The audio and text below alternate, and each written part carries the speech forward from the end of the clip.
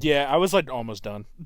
Yeah, I was just checking up. I do it for anybody that's like, I might be late. Ask Josh. I bugged the shit out of Josh.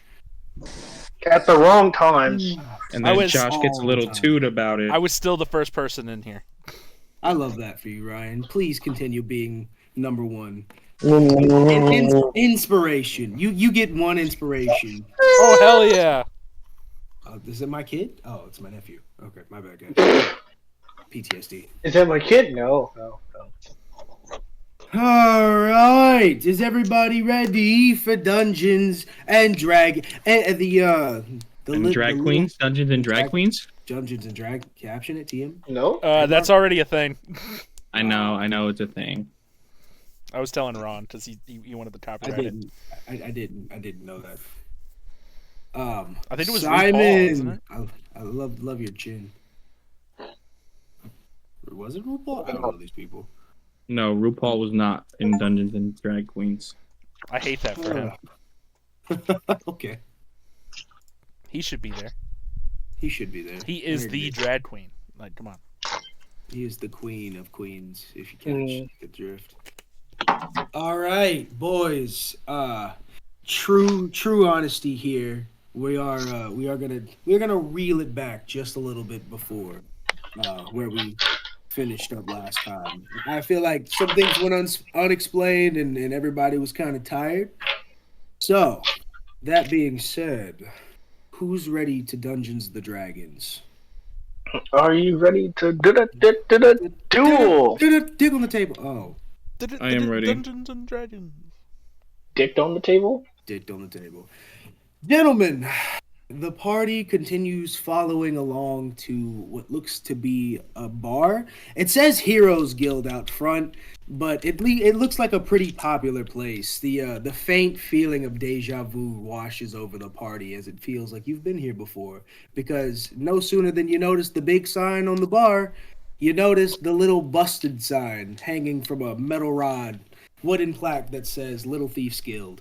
Romeo the Mouse is pointing down the steps saying, "This is where he is, guys. Come on, he's over here, guys."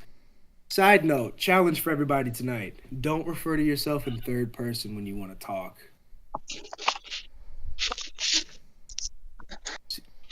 Simon, if you said words, I heard none of that. I didn't say anything. Oh, I thought I saw your mic thing closed. Yes. Your video's frozen, though. Yeah, it is. That being said, Ceras, you're going through a bit of a thing. Probably not the best mental state, and you have actually slipped off from the party. You put your hood on, and you rolled a pretty good stealth.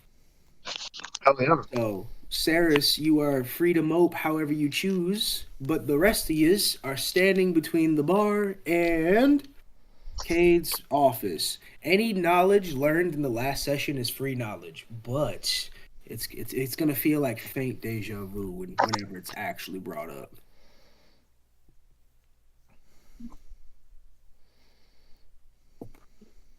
All right. Michaelo Watson. Michaelo, you're the first to enter, and you see scrolls and papers everywhere. Same description as last time, but Simon, since you weren't here, it's like a 1940s fucking PI investigator's office. Hell yeah. Yeah, there's newspapers and scripts stacked to the ceiling on shelves. He's got a really busted up like Noel Daddy picture on his wall. It says "Love me in secret," you know. And Michaelo, as you walk in, the mice scurry, and you see Kade, who is stuffing his face with crab legs once again. Luna walks in after. Oh shit! Your he starts scarfing down the rest of his crab legs, and as the last claw slurps through his fanged teeth. Oh, you here? Yeah, here. Good. Where's everybody else, Michaelo and Luna? They're outside. Did you know? Did I know? He coughs up a crab leg. What? I know a lot of things. Would be specific, please? Did you know my family's killers were in town? Family's killers. Who's the what's it? The big red guy and the big blue guy. Onis. They said. Onis, you said. Apparently, they put him in a wall. You got kicked into the wall by Onis? Wait. Was Cade's tail starts fluttering a little quicker. Oh, boy. Was it a big red one? Real fancy looking. Yes. He probably would have been carrying a rather large club. Yes. Luna looks around for a chair. Is there one? Yes, there is a chair kind of tucked away under a stack. You already failed the third person rule. Fuck! I look around for a chair. And there is, in fact, one cut in the corner, almost beneath a mountain of scriptures and scrolls. They all are I walk written over in to them. crazy-ass languages, too. And push them off and sit down. You just knock them on the floor. The mice that inhabit this shop and guild with me scurry and ready their weapons at your feet. Romeo points a sword at you. Do not disgrace our workplace, good sir. Pick it up. I look at the rodent. The rest of the mice start lining up behind them. And like I said last time, it's like an assortment of different job themed mice. Did you I'm sorry, know? I have a question. Yes, yes. So this third person thing, is that for actions or is that for like dialogue? Just for dialogue. Okay, never mind. And yeah, like I said last time, they lined up and they ready themselves at you. Kade looks at you, Michaelo. I didn't know they were here. I knew they were in the continent. I didn't know they were in Dead End. And if I'm being quite honest with you, I've been doing some looking into all of these dealings, and you've got quite the mix-up on your hands. I was he hands you the same paper as last time. It inside contains a news report that is written in what appears to be common. And it tells the tale of the uprising where the one of the retainers of the Oni princess fled with the previous ruler's children. You said there was a picture on it last time, right? Yep, and you can vaguely see Splint definitely hauling ass with the Forias. The newslet goes on to talk about how every 100 years, Turtles and Onis fight for a ruler over that land. And it's kind of a traditional swap kind of thing. If the ruler has no children, then every 100 years, the opposite race gets a chance at uprising through combat tradition. And the Turtles' time was up should you children have died. But seeing as none of the children were there, the uprising followed through, and Lord Shred is reigning emperor of the Oni Isles. I snatch it out of his hand. Easy, that information's hard to come by. I just start reading it. Oh, Jesus, because up until now, Michaelo was thinking maybe they could have been lying. Maybe. But seeing this newspaper puts it. He also hands you a picture, Michaelo, and the picture is the previous emperor and his wife and the 5 turtles. You guys, and you guys look like a traditional family. Y'all were all wrapped in blankets and pretty much newborn, but your parents look real dignified, real upstanding. You favor your mother. Tyrum walks in. And there he is, big man of the hour. How'd it go? How'd what go? Oh, the Ricers said that you went to a certain shop.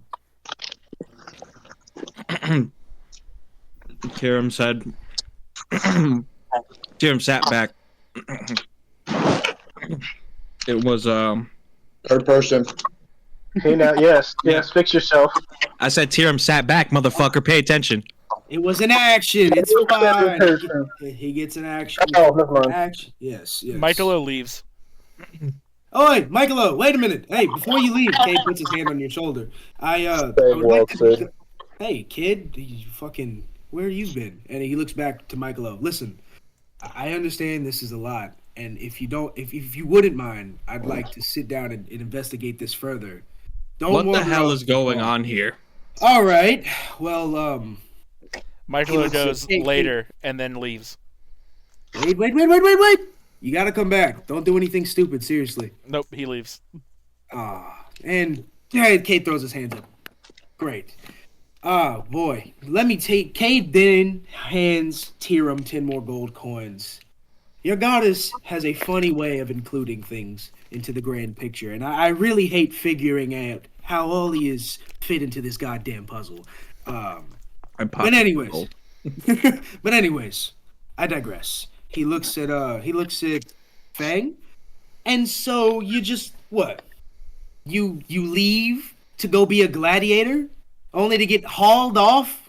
What the fuck is wrong with you?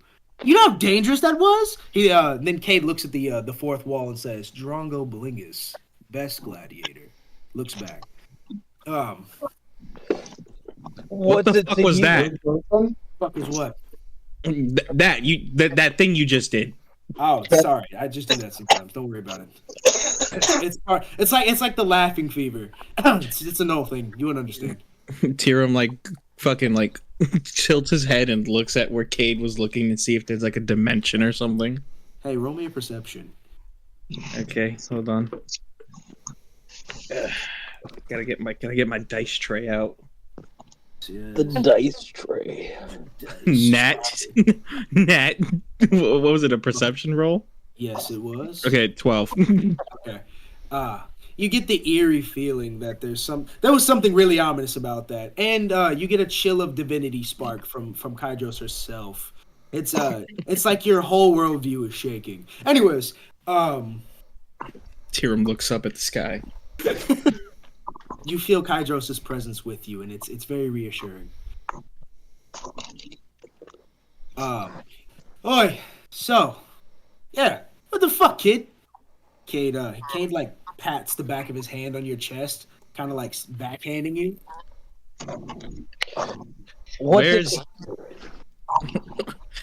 the turtle going? He's going for a walk. He probably needs one. What happened to him? If you give me a moment, I'm interrogating the delinquent. Cade then again throws his hand at the thing. What? What does Fang do? Luna fixes up the papers and sets them on the floor next to the chair. And I'd like to roll for animal handling to feed them. Go ahead. With some good berries.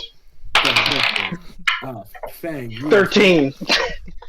Two of the smaller mice come forward in appreciation for you picking up the papers, and they eat a good berry. The rest of them are still fucking pissed at you, low-key, but they all kind of walk off. Yes. Luna sits down in the chair. Josh has just been giving good berries to everybody. Everything. You did a good berry, then you did a good berry. They're old people candy. But yeah, Fang, what the fuck, kid? What's it to you? Oh, come on. Don't give me that bullshit. Your sister would have my tail if she knew. Good lord. Speaking of my sister, where is she? Cade's eyes dash and dash back. No idea. I'm sorry. Fang pulls out his dagger and looks Cade in the eyes. Tell me again where she is. Roll me an athletics or an acrobatics. Is it athletics or acrobatics? Yeah, it's your pick, and I'll roll it. I'm gonna do acrobatics.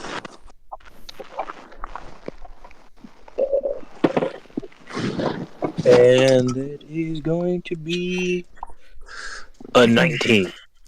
I can't remember. Does the party know that Angeline is Lois's sister? I think we. Yeah, they do. Ceras is like, so are you like that one? And Well, he was talking to Tyrum.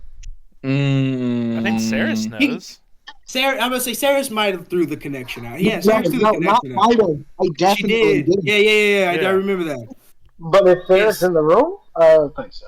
No, Ceras. Oh fuck, Kate hasn't noticed that either. But shit. Roll. Yeah, the athletics. You said you rolled a 19. Yeah. Cade quickly he like yanks the dagger out of your hand and throws it behind him. He rolled a 24. Yeah. And then he kind of like side eye tilts his head at you. Really? We're gonna you know better. Come on. Seriously. I heard she went out recently. She got some news, not good news, but it doesn't matter. I'm not gonna tell you though because it's not my business and you're not paying for it. Therefore, go fuck yourself. Fang cast So charm you person. do know. What do I gotta roll? Wow. Hold up, let me pull this. That one's a wisdom save. Oh, sick. Cade's kind of wise. I mean, I guess he's got to be if he's some kind of PI. He's more piratey than he is, detective for real. I'm gonna go find the turtle. Tyrum turns around and Hey, wait! starts- Before you What? go, What? where's Ceres? Where's the kid at? That's a I good thought question. she was with you. No, What do you mean? She couldn't have been with him. She was with us when we were on our way here. Fuck. 1 second. Fang starts looking around. Hold up. Wait, Damien. I gotta roll you that muff.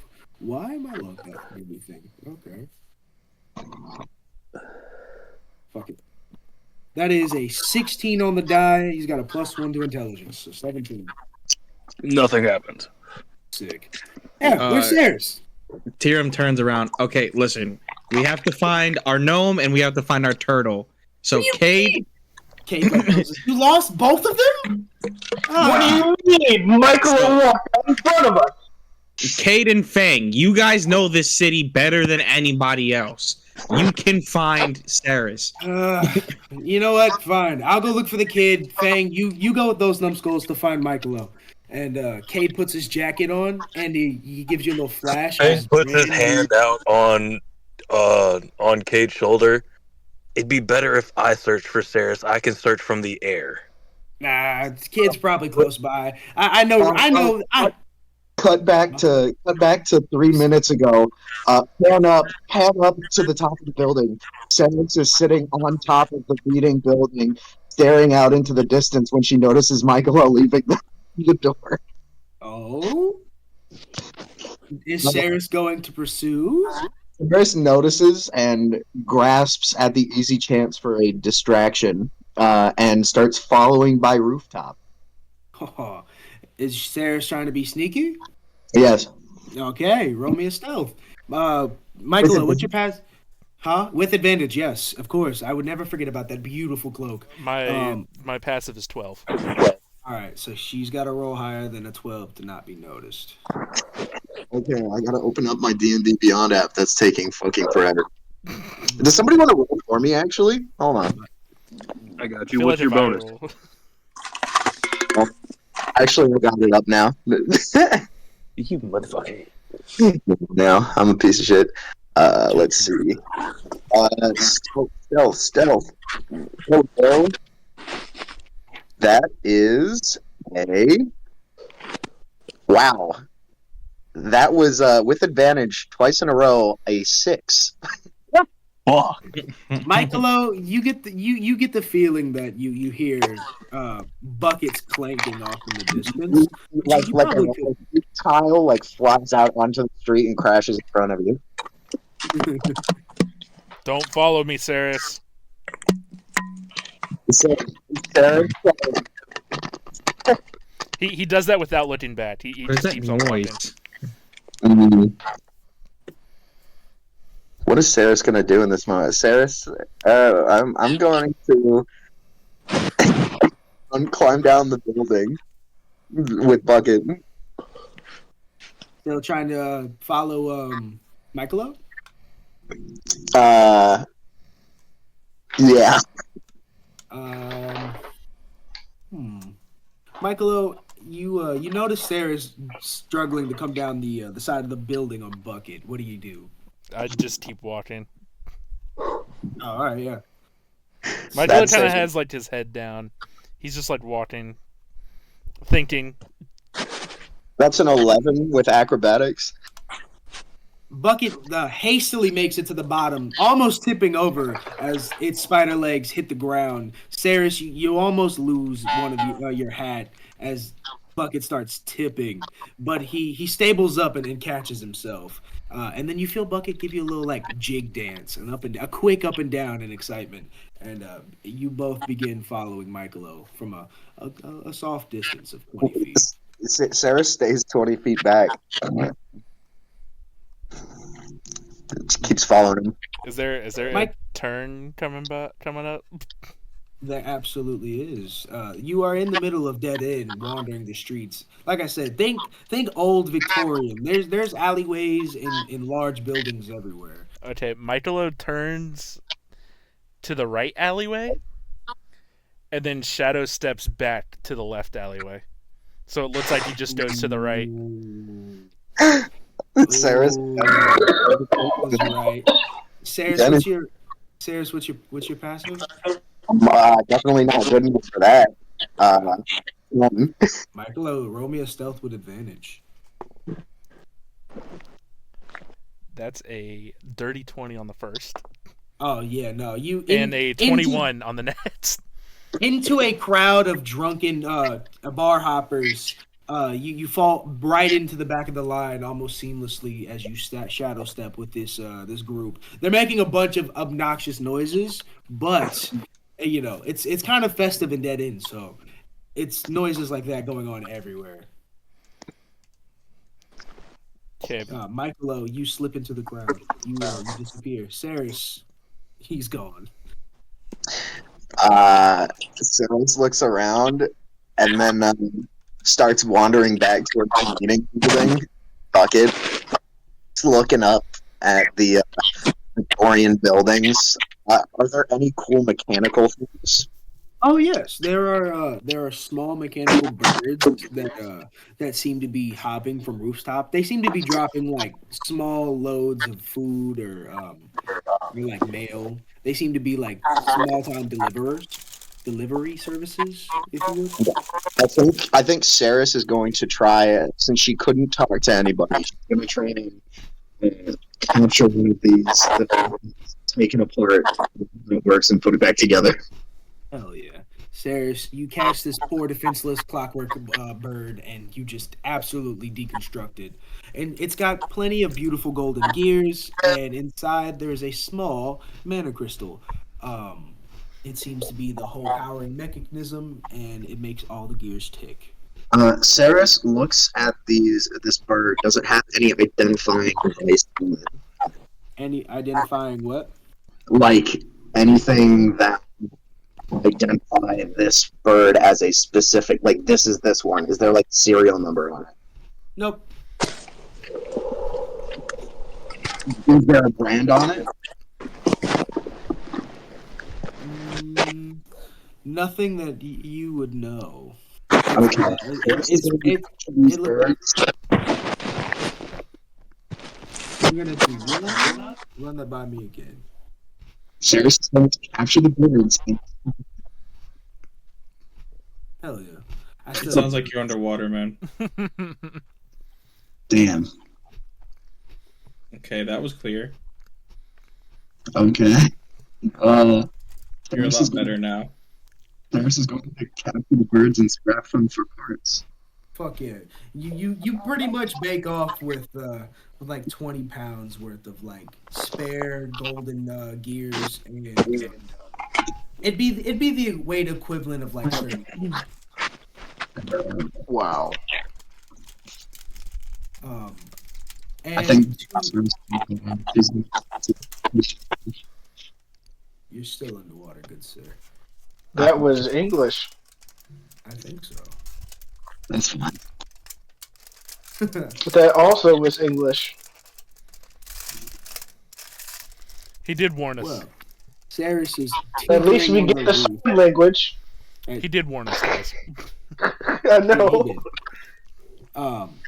But as Ceres goes on to deconstruct these birds, easing her mind of all worries, the rest of the party splits up to look for Michaelo and Ceres. Fang, you wanted to chase Michaelo. Luna, who do you go with? Because Cade is looking for Ceres, and Go with Cade. Fang. All right, so Luna and Cade break off to find Ceres, and Cade points his hand. Oi, kid, seriously, go with them. Don't let them get lost. We'll meet back here. And, I'm fine. I don't need an escort. come on, it'll be good for him. He needs a responsible adult, I move easier by myself. and he'll move That's just fine fine. with me. Cade starts throwing his hand in a pointing motion at you, Fang. Like he's pointing. Go. Like you better fucking go. He starts mouthing, "You better fucking go, you little shit." Fang turns his back on you and casts Fly and just flies away. Looking for Ceras and Michaelo. Cade rolls his eyes, throws his hands up. All right, Luna, let's go.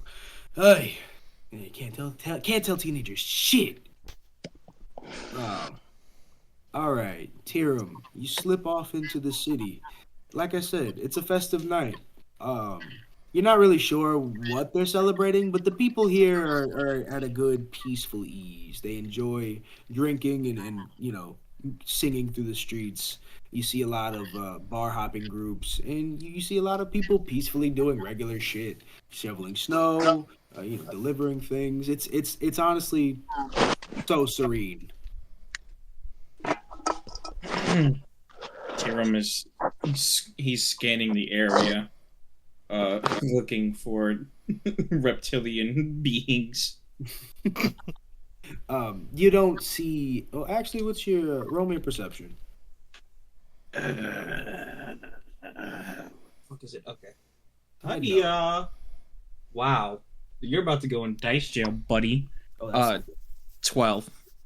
Oh yeah, everyone looks like everybody. You see flashes of different like scaled people, a couple lizard folk here and there. You might see like dragon scale armor on like some of the knights. But not any of the scales match what you're looking for.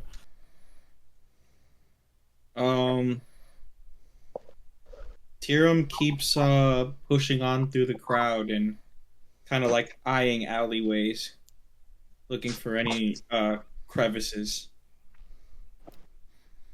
You start searching through the city through the back alleys. Michaelo, where are you heading? Michaelo just goes off into a like empty alleyway, and he kind of punches and starts throwing like a fucking tantrum in the fucking alleyway. As you start like kind of losing your shit, there's a homeless child who wakes up and runs over to you, and just as you're about to like punch the air, your fist stops inches away from the small elven child's face, and he puts his little hand out. Please, spare some food. Michaelo hands him 5 gold coins. This kid's jaw drops and he hugs you almost immediately. It's like the tightest hug you've ever had. Michaelo would like to roll perception to see if this kid's gonna steal something from him. Roll me perception. That is a 17 plus 5. This kid is giving you the most genuine hug you've ever had. He's actually crying into your robes. You can hear the snot. Michaelo He said, "Fool me once." Michaelo starts crying silently.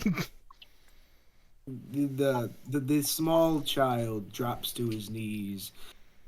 He just lets out like the ugliest cry ever.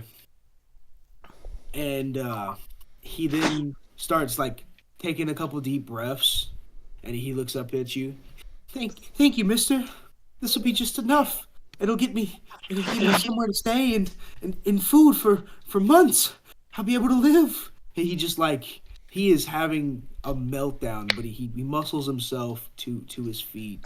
Because in all honesty, for lodging and food, he'd need maybe 1 or 2 silver to be set, being, so young. He'd be set for a long time should he not get ripped off. And, I hope Dead, some adult doesn't beat the shit out of him and I take was his money. that'd be terrible. But Dead End doesn't feel like the place for anything like that. Genuinely, this kid has had a bad run. Knuckles crack. Michaelo, you can tell that this kid has had a shit run, but you just turned his life around. And he backs this up. Huh? Nothing. Did I hear Okay. free money? Free money. And this young kid runs off into the street full force, as if he's on a mission to change his life. And the last words you hear the little boy say are, "Thank you, Mister." And Well, like then his tears are freezing as they hit the ground as he runs off. Michaelo then takes out the long sword and the bow staff and just sets it in his lap, and just kind of sits there crying You to go himself. You go into what feels like meditation as his tears, still erupt. But for once in your life, you feel so focused.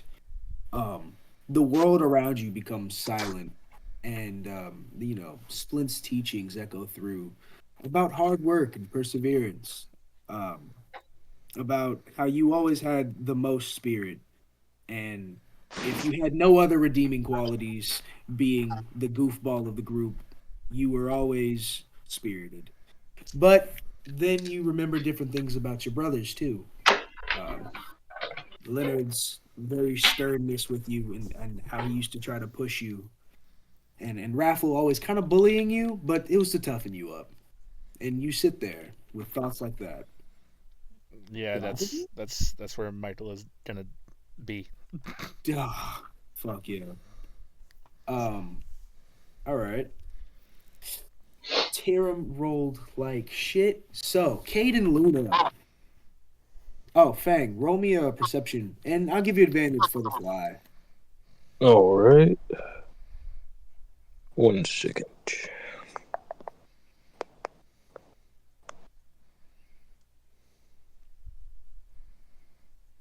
Holy 23. shit. Um, Dead End being your hometown, you know this place like the back of your hand. And as you get to a bird's eye view, you don't see anybody remotely resembling Ceras, but you do see a small boy hauling ass down the street. You know this little stray kid. He was kind of like you once. You might have helped him in passing with food or something along the way in your own struggles, but he seems ecstatic, which isn't like him because he's usually down. He is hauling ass. I fly down in front of him and look at him. What has you so happy?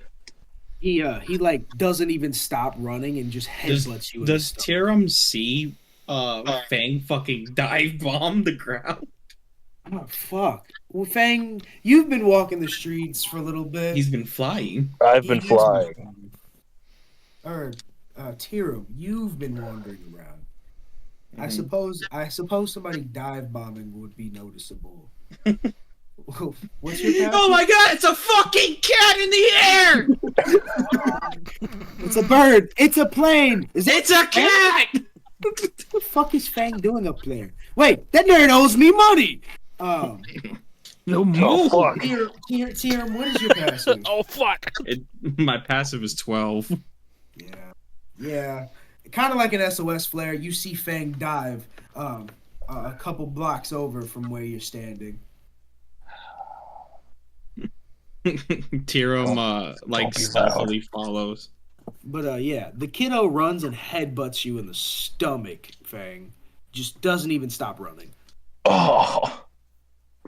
He falls on his ass. And then he quickly scurries around in the snow to pick up the 5 gold coins that he just got. It's nothing! Nothing! Leave me alone! Oh! Hi, Fang. How are you? Jesus, kid, watch what the hell you're doing. Sorry. I'm just sorry. I just have to go. I have to go. I have to get out of the snow. It's my lucky day, Fang. He holds out, like, he kind of, like, peers over and opens his hand a little bit, and you see, like, the flash of gold. Seeing this, Fang reaches in his pocket and drops another 2 gold coins into the boy's hand. The kid's face lights up. Where did you get that, Fang? I've never seen you have anything. Don't worry about it, kid.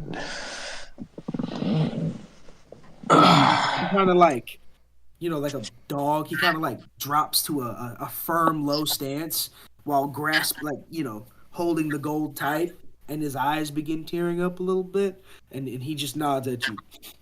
I swear, Mr. Fang, I'm gonna do so many good things. And Tyrum approaches. The kid rushes off and kind of bumps into you, Tyrum. Sorry, mister! And he quickly turns around and starts hauling ass. That's not one of the kids from the orphanage. What brought you over? Well, you don't always see a cat dive bombing through the sky. You're not very subtle, as they say. Fair point. Figured. I thought you saw the turtle, considering your speed and velocity. Not the turtle, just someone I knew. Anyway, back to Tyrum looks at the ground and he looks at the kid's footsteps. But he as he's looking at the footsteps, they lead to an alleyway. They lead coming from an alleyway. So you know that kid or something? Sort of. He lives on the streets like I used to. It's a little weird considering at least there's one avenue that he could go where he's not out in this freezing cold. But what was he so frantic about? Nothing. Just nothing. Let's continue to search. Tyrum just starts tracing the kid's steps. Fang also starts flying in the direction that the child was running from. Well, I mean, as soon as you break the alleyway, you both see Michaelo sitting there, meditating, and in a deep thought with the 2 weapons, a bow staff and a short sword laid out on his lap. Was it a long sword or a short sword that you gave me? Wait. The long sword was the nice one. You got the decorative too? Yeah. Okay, yeah, it's the long sword. Because the short sword is at the blacksmith. Right. I'm glad we found you so quickly. If you wanted to meditate, we could have just found you a different space. You didn't have to storm off. Michaelo just holds the newspaper up to Tyrum. Tyrum takes it and he reads the whole paper. Fang hovers over Tyrum's shoulder and reads the paper as well. Tyrum lays down his warhammer in the snow next to the weapons, and he takes a kneel with Michaelo. I see. You know, I didn't always use a warhammer. This was a weapon of a fallen comrade. He died defending the true morals of Kydros, and he was always a good brother to me. And I swore to bring pain upon all those who betrayed Kydros and betrayed our order. I understand your pain, Michaelo. Do you? They took these weapons off my brother's graves. I am in no competition with you, and I understand that your pain is hard and rough, especially losing true blood. But I lost a family I built over years. I know all too well the pain you're going through. They desecrated too many innocent corpses, declared them enemies of the state. I will stop at nothing to avenge them, and I'm sure you will stop at nothing to avenge your brothers. I will kill them. Tyrum just sits with Michaelo and he meditates. You are not alone in your battle, Michaelo. Michaelo doesn't say anything to that.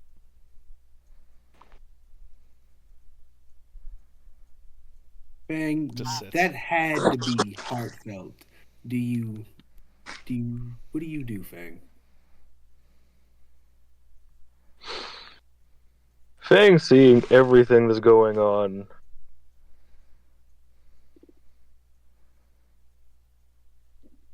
he sits down next to both of them in silence.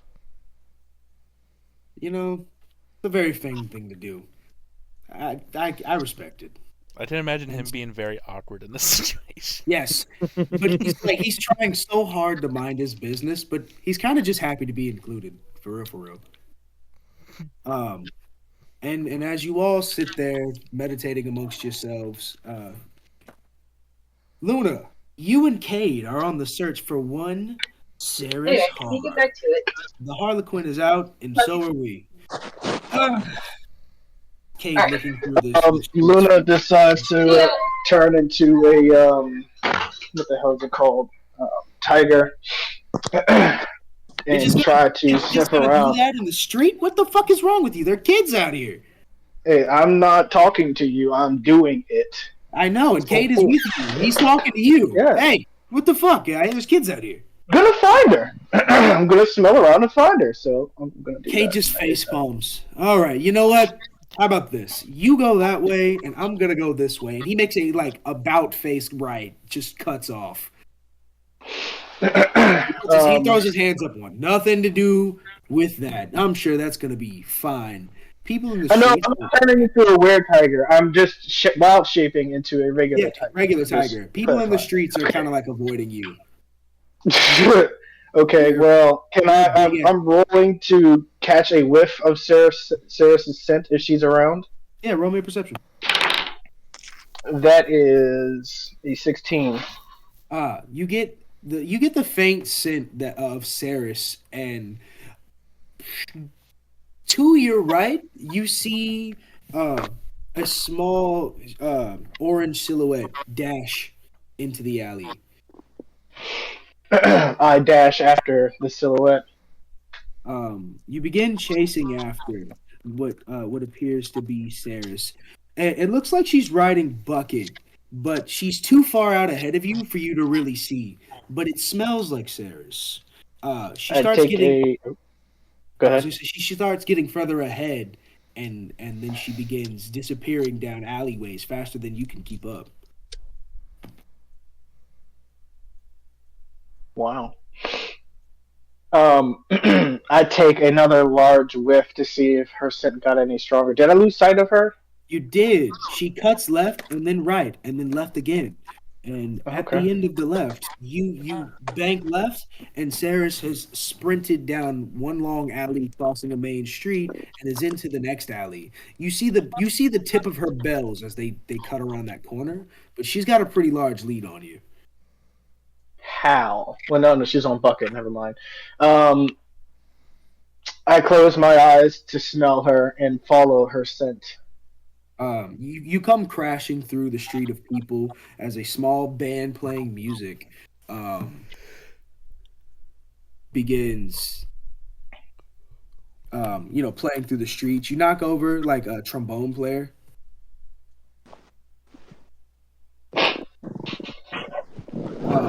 But then you come flying down the alleyway, and Ceras has seemed to slip your grasp.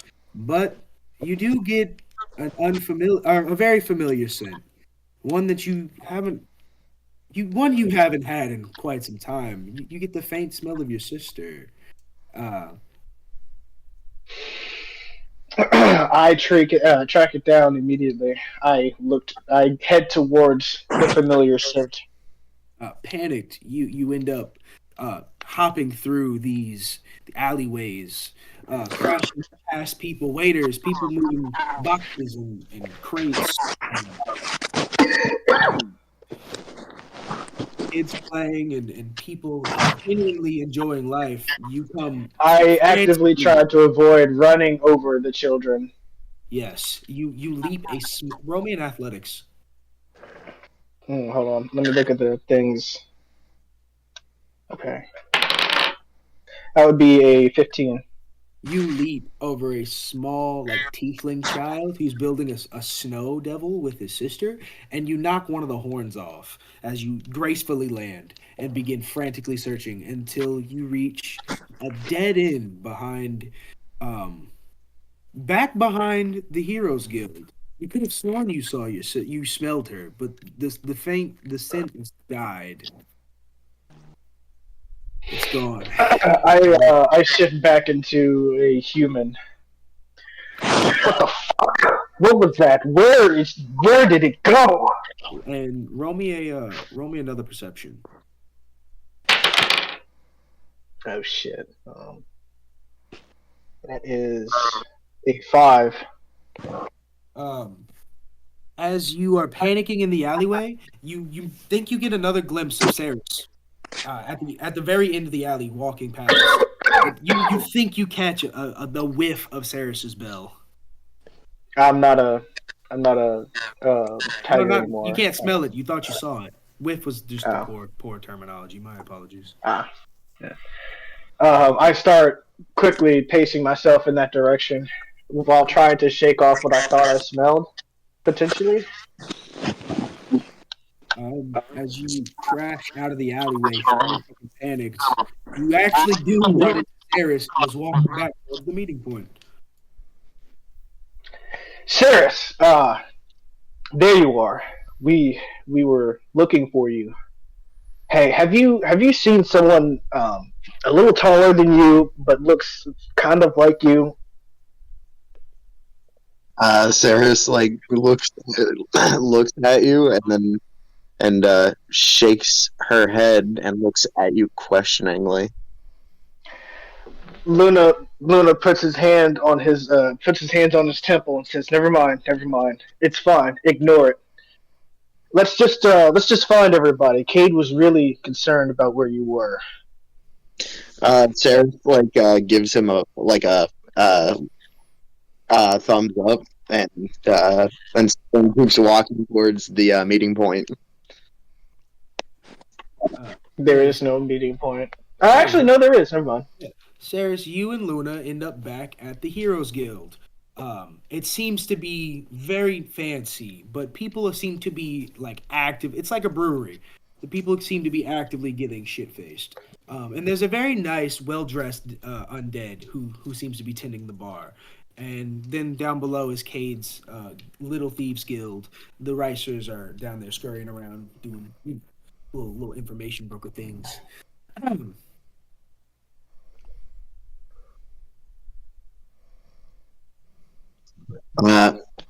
Ceres just goes up to the bar and has a drink. Luna sits next to Ceres and orders a mead. The skeleton walks over. He has large silk like purple lined robes, and he's got a nice fancy steel plate around his cranial region. And he looks like this. Oh no, Pinterest, why? Pinterest failed you. Pinterest likes to do this to me for some reason, guys. Hmm. Oh, excuse me. I'm sorry. But yeah, used to meet Shiny Bones or not. It's in general. Why don't you put the characters in the character list? Yeah, I'm going to. Ooh, this guy looks like he's a bartender. Yep. Meet I'm Shiny not fucking Bone. with him. He very elegantly makes all drinks, by the way, with extreme ease. He looks like he's having a great time making some of the most beautiful concoctions you've ever seen. They almost look like potions. But Does he have some kind of interesting accent, perhaps? no, he writes on a board because he doesn't talk. Oh, A lot of mute characters. No, I just feel like There's actually, you know what? He does have a voice. He does have an accent. Welcome into the Heroes Guild. Oh God. Yeah, Cheesy Pete. cheesy Pete. Shut up. He slides you a large ale, Luna. I asked for a mead. Yes. He snaps. Then he does a little jig, and he slides down the bar to pour you a mead. And then he slides it from the far side of the bar as he goes straight back to servicing everybody else. And then he snaps at you, Ceras, and I'll be with you in just a second. But he is. Nods and pulls out a piece of paper, maybe even papyrus, even. You do what? Nothing. Oh. Sorry. Well, you two begin getting shit-faced at the bar. But he seems to be just kind of servicing around different customers, and he seems really well-mannered. Tyrum, Michaelo, and Fan. The three of you are sitting quietly in this alleyway as snow begins to build up on your robes and armor, Tyrum. Fang, your tail has been Not wearing armor. Oh, that's right. Your regular clothes. It's starting to get small snow buildup on your shoulders and head.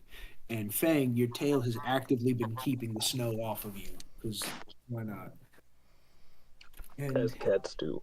as cats do. And as you are all sitting there, you hear a familiar voice call up from the rooftop. Oi! You just ran away to sit in an alleyway? Kade begins down the fire escape, jumping from windowsill to brick wall, sliding down and almost eating shit as he lands on the platform.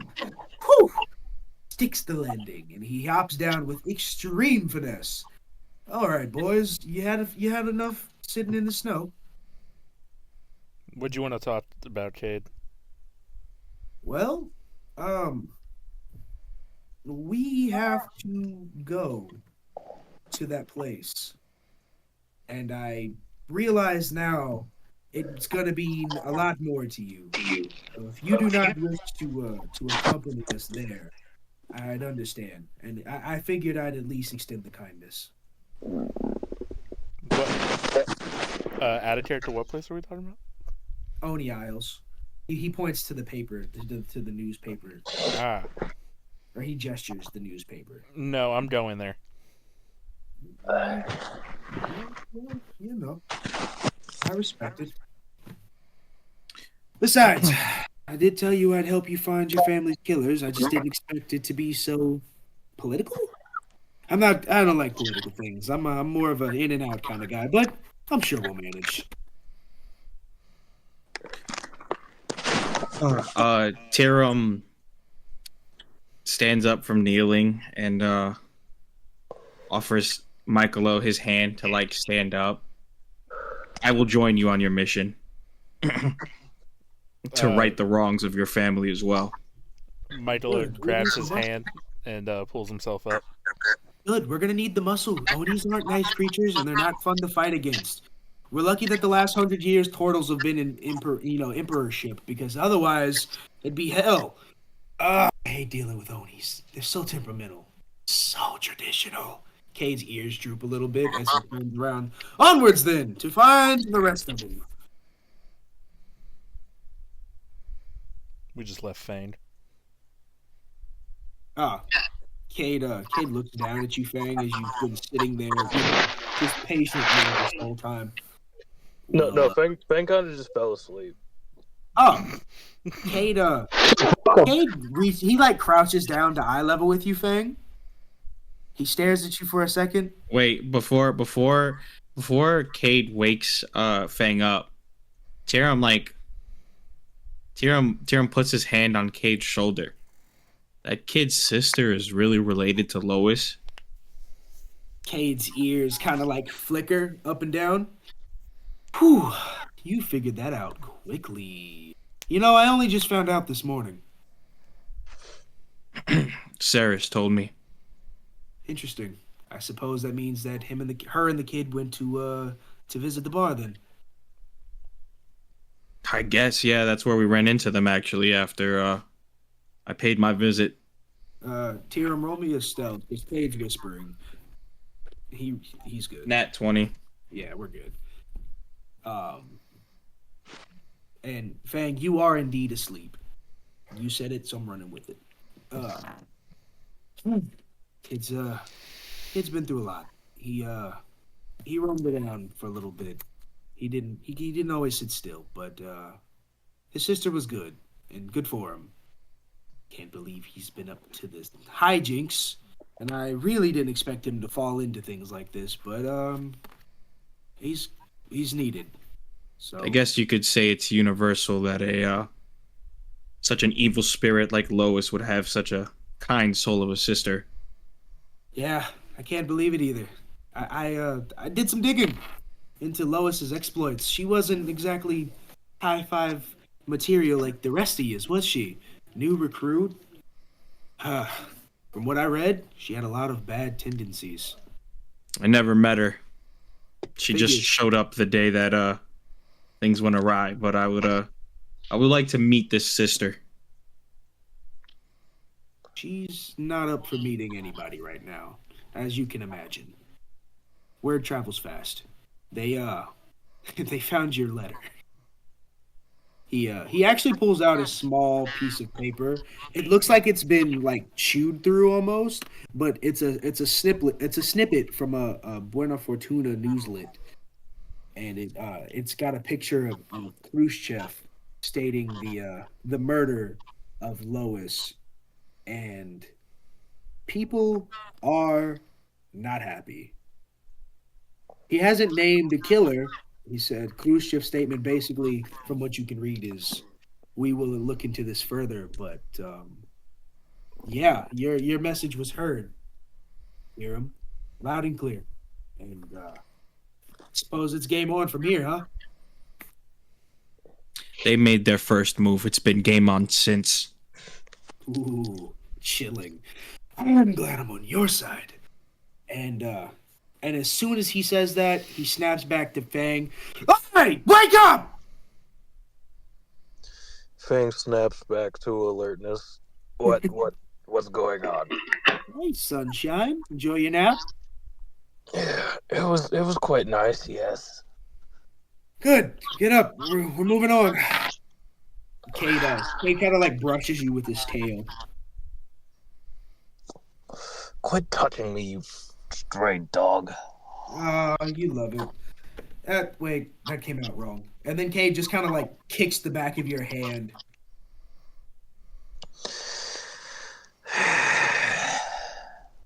Fang just kind of gets up off the ground and kicks the back of your knee before walking away. If we didn't know any better, I'd assume that you two were siblings. You know, I've only met this twerp a handful of times, but I just hate it when young people are delinquents, you know? Reminds me too much of myself. And then Cade snaps and like kind of like side eyes you, Fang. Metagaming. I mean, like hyenas are more related to cats than they are dogs. That is facts. That is true. Thanks, Animal Planet. Leave it to the local druid to bless us with animal facts, guys. Honestly, Right? It's Top great. tier. It's great. Top tier. I can live with this. More animal facts from Luna, the animal guy. No reptile fats though. You're bad No at this. reptiles. You're bad at those. You don't know shit about turtles. No, I really don't. Yeah, I guess Luna really wouldn't have ever like been around amphibious creatures. No, not really. Uh, Well, hold on. No, that's not true. I would have encountered them, but Hold on. Ron just said amphibious creatures. They're reptiles. you did. They're reptiles. My apologies. I was thinking frogs. Sorry, I got Monster Hunter on the brain. Jesus Christ. That's also a reptile. I know what monster you're talking about. He's a it is fucking actually. He's Side note, frog, guys. I wanna. We need to send Ron back to like 5th grade science class. Yes. Roxfall? Righteous. Roxfall? Question mark. But so the party heads in back to the original meeting point. Oi, kid, where you been? Got us running around this place looking for the riffraff. And Kade walks over and nudges you, Ceras. As Cade walks up, Ceras is in the middle of writing stuff down for the bartender. I've had such a terrible night. It's not even funny. Too much to drink? I know the liquor's a little strong here, but I didn't think it'd phase a heavyweight such as yourself. That's right. I'm very, very good at the drink. What seems to be troubling you, kid? Being pursuits and people being human and running away from you when you care about them. It feels terrible. I'm so sorry, but can you say that again, please? Kate's ears start like perking up into like the crowd is getting really loud and everybody's getting unruly. So No, the board is all squiggled up and like the lines aren't straight. Can you write that one more time, please? This isn't your best handwriting. And he signs that at you. I should start signing that, but I'm still very unclear. I'm sorry, your hands sound far away. This is unfortunate.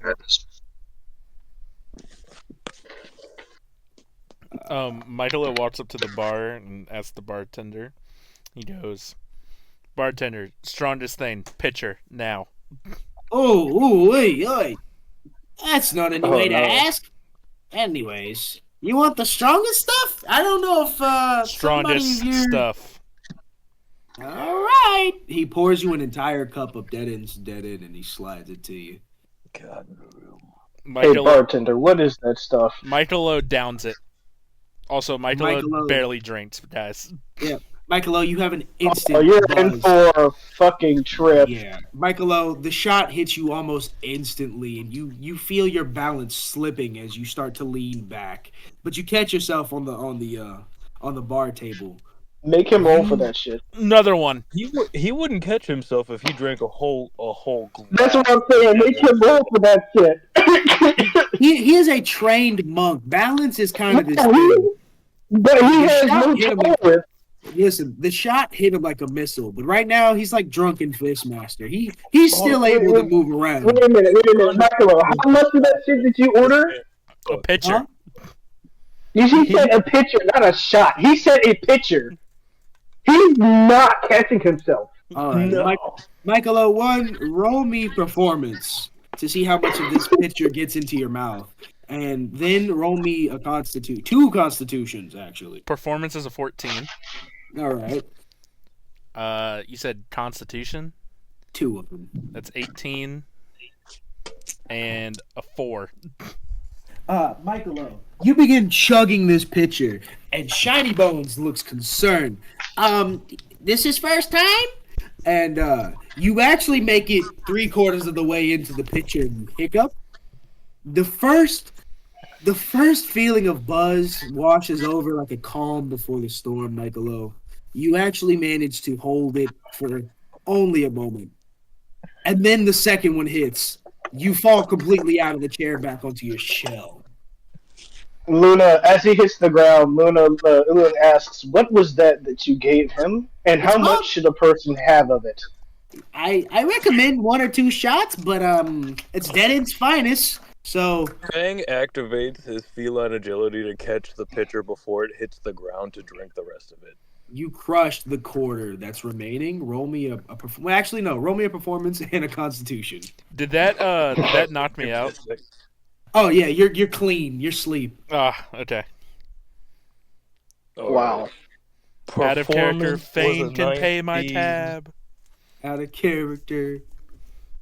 You said performance was what? A 19. Oh, you gracefully catch the pitcher. And con was a 2. Fang, you down the corner of pitcher after gracefully saving just the pitcher from falling. And you two get the strongest hit of your life. It brings you hunched over like you're gonna throw up. You feel it in your core. It's trying. You find yourself retching at the crushing, gut curling feeling of that settling in, and now you are fucked, bud. Let me tell you, not after all the drinking you've done today, this was it. I think I'm just gonna sit here and let this settle for a second, guys. That looks like that's 2 down. Listen, I'd like to get a shot of that. Yeah, don't be like these guys. They don't drink often, I hope. And he slides you a shot. So, what brings you, Ruli Bunch, in here? And he looks down at you, Ceras, who's been writing the whole time. Anything interesting? Luna takes his shot, taps it on the table. Whew. Roll me a con. I got a. What is my con? I don't look at that. Hold on. Continue on with the story. I'll get you in a moment. Bartender finally leans over to you, Ceras, and who has, you've been talking with Kade for a little bit. Oi, kid. That's a Bad 12. days, hard times? You feel the shot. It's nice and warm. You're a little buzzed. Makes you just a little woozy. But you passed Hello? the save. So you passed the save. Hello? Oh, you got me muted? Pain and suffering.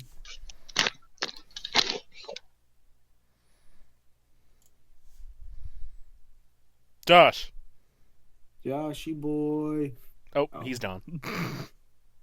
Hey, back. would everybody There we care go. for a 10-minute break? No. What? I was gonna You say, did? would everybody care for a 10-minute break? Could y'all hear me? Because I could not hear Yeah, y'all. we could hear We you. hear you. Did you hear me say 12? Yes. Yeah, I did hear you say 12. Yeah. You Cool. as I was explaining, you feel woozy. It's a nice warm sensation. Your shot was beautiful, but you're definitely a little drunk. More than And I'll call that a night. you feel it get a little more intense as the mead starts settling in too. Hey, bartender, what do you guys have to eat around here? Depends. Do you want something that's good or do you want something that's cheap? You see, these ruffians around here are all of Dead End's adventurers. They come here to sign for jobs, but really they come for a good time. So we don't have the best in, quality service. Well, here's what I'll do. 2 cheap meals for the 2 who are passed out when they wake up, and a good meal for myself. He lays out 3 cups of water straight in front of you. That's going to be a gold coin there, friend. Luna taps a gold coin, and then puts his finger up for a second, grabs another gold coin, and says, "For you, sir." You flatter me. And with a wave of his hand, magic begins burning out of his skeleton fingers. It almost like a light purple lavenderish smoke flows back and forth between both of his hands. He waves them together and then he slams them on the table. The smoke clears, and in front of you are 3 well-grilled pieces of beef on bone, and the 3 glasses of water have disappeared. But it's laid over, and the steak is laid over like asparagus. That seems pretty. It smells pretty strong. Smells strongly of living. This There you go. looks pretty good. Thank you. Anytime, good sir. And Luna tears into it. The undead waiter and bartender winks at Ceras without winking at Ceras. Um, That must Michaelo, feel so weird. the magic runs deep, but I've been alive long enough to be used to it. Don't even worry about it. Hmm. He Goes back to tearing into the food. as you tear into the food, he mumbles under his breath. Probably been alive a lot longer than that goddess you worship. How old are you? How old are you? He leans over the counter. How old do I look? Like Huh? you're dead. Exactly. That could be a long time, huh? Yeah. It's really hard to keep up. Yeah, it is. Isn't it? But it's okay. Keep trying. Should you know, I'm at least a couple 100 years old. You stop counting after a while, but more than 2, less than 7? Eh. He kind of like shrugs. Can I roll a religion to challenge him? To challenge him, or you want to roll an insight to see if he's lying? No, because he said he's under his breath that he's older than my god. So he said he's at least a century old. I would know how old my god is potentially, right? Which is why I said a religion. Oh yeah, roll me a religion, sure. Oh, yeah, that's a 10. You know the dragon that's dead over your village has been dead for at least 500 years. So it's fair to reason that if he's older than that, he might be older than. But he said a century, so I'm going to call him a fucking liar. He didn't So say thank you for that. No, Did he he say said something? he said he stopped counting after a century. Oh, after a century. Okay. Huh. So Still are a you at fucking least liar. 500 years old? Huh? Huh? Are you at least 400 years old? Oh, for sure. He like starts counting on his fingers, and then one of his fingers falls off. Yeah, definitely. Is he standing in front of me with my Yes. food in front of me? Yeah, but Where did his his finger fall? Straight to the floor. Oh. Luna eats the finger. No. Luna, you regain consciousness for just a moment, and in front of you is a delicious, dusty, old skeleton bone.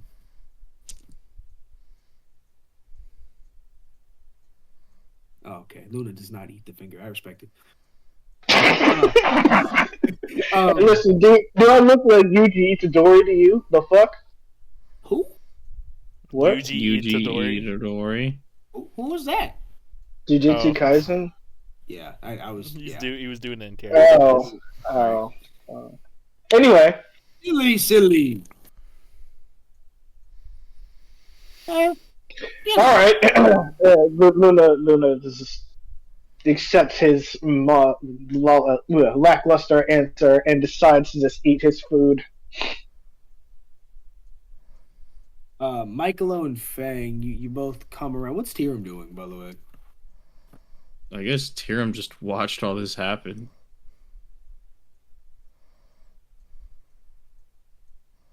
Tyrum is just fucking out of it. What is wrong with these people? You just watched two of your teammates drop dead, and then one just orders food that was magically created while the other two were kind of talk.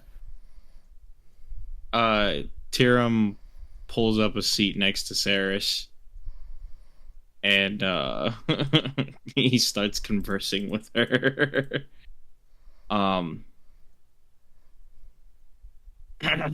Where you been at? Tell me about your day, kid. Come on. I know it was bad. Try this again, please. Simon. Hello? Simon. He You're just muted. uploaded What? I love it. Do you have a squirrel surprise? The waiter walks over as your last sign of squirrel surprise called its attention, and then he drops a glass of water after noticing you writing, you might have had a terrible day. And Kate agreeing and pretty much saying it out loud. Terrible day? What do you mean you had a terrible day? Those days aren't. What's the. What is today? Sunday? Wait a minute. Why? What happened?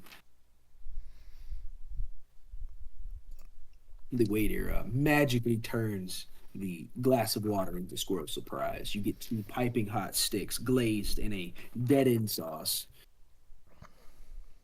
It's just honey. It's honey teriyaki. Curses, Teriyaki squirrel steals, surprise. death. Death? Kid, did you almost die? Are you okay?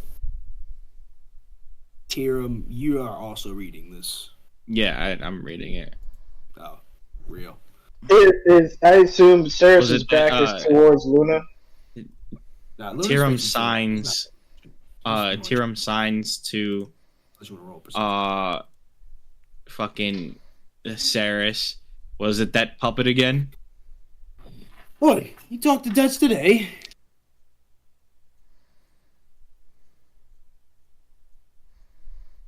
I'm not trying to read the board. I'm just trying to figure out like where everybody is because Tyrum is sitting beside Ceras. Yeah, they're to your right. Cade and Tyrum surrounding Ceras in bar stools next to you.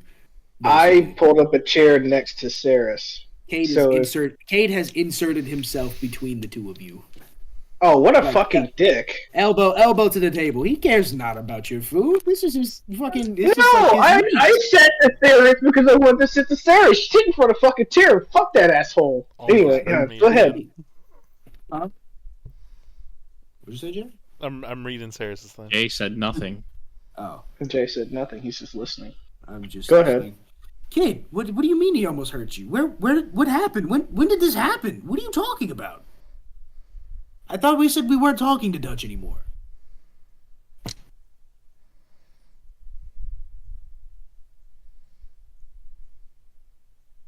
Also, Cade taps the finger and on the bar, and 2 small light beers are delivered. Thanks, Shiny Bones. You're the best. Shiny Bone gives a little trombone jig and then goes back to waiting. I suppose when we talk. I suppose that makes sense, but what did he want to talk about now? Thought, yeah, I guess you never did give him the answer to that question, huh? That bastard. He always come looking for trouble, especially when I'm not around. Cade grips his sword a little bit.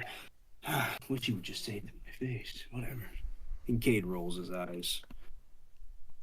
Don't worry, kid. We're gonna be getting to him soon enough, I'm sure. Tyrum looks over at Cade. Do you ever have a serious tone about anything? Only when I'm about to die, if I'm being honest. Truly transparent. The rest of it is just, a work in progress. And he gives you a weird, awkward hand roll. Tyrum rolls his eyes. I kid. Dutch is just somebody I'd rather make fun of than be scared of. I told him I wouldn't do it. Kill Luna and steal. Tyrum shocked. and he signs so that way Luna doesn't fucking read the sign. He wants you to kill Luna? Wait, what sign? Luna taps Cade on the shoulder. Hey, Cade, what time is it? I'm getting kind of sleepy. Where are we putting our heads down? Oh, well, I mean, we can head back down to the office, but we'll get to that yeah. Listen, you, Luna, drag these 2 down there, lay them out on the couch, and, the Ricers will look after them for the night. You curl up. There's a spare bedroom in the deeper end. I don't usually sleep anyways. All right. Hey, shoot, what did you say your skeleton's name was? Shiny Bones! Hey, Shiny Bones, could you possibly make those 2 meals to go? Yeah. Of course! He snaps his finger, and 2 undeads crawl out of the bar the counter, all old school summoning style. It cracks open with a purple mist, and 2 chibi-sized skeletons jump out of the bar. And they quickly like box your 2 plates of food, and then they put them over their heads, and then they jump down ready to follow you wherever you're going. Don't worry, those 2 will take it where you're going. And then Do you think you could also get some skeletons? I'm reading to your pick board, those Simon. 2 up as well. Where's he posting the board now? Yeah, In general chat. But it's not loading. look at the actual chat he's streaming. Oh, Okay. I didn't see that. I was waiting for more pictures. My bad. Yeah, so was I. I was like, where are these things coming from? You mean Zafira? He's really doing all of this for that dumb fucking. Also, the skeleton snaps twice, and 2 larger undeads come and grab Fang and Michaelo by the feet. Thank you, my good sir. Anytime. Done it. A good friend of Cade's is a good friend of mine. Now, get those 2 fuckheads out of here. They're a little drunk. Leo would have killed him. Luna makes his way back towards Cade's office. Leo would have killed him. The one skeleton looks down at you, Michaelo. Well, that is stupid. Jaw. Slut. Oi, kid! Write about others like you wish to be right about yourself. Underline. Ratio. Oh, right. I thought he said ratio.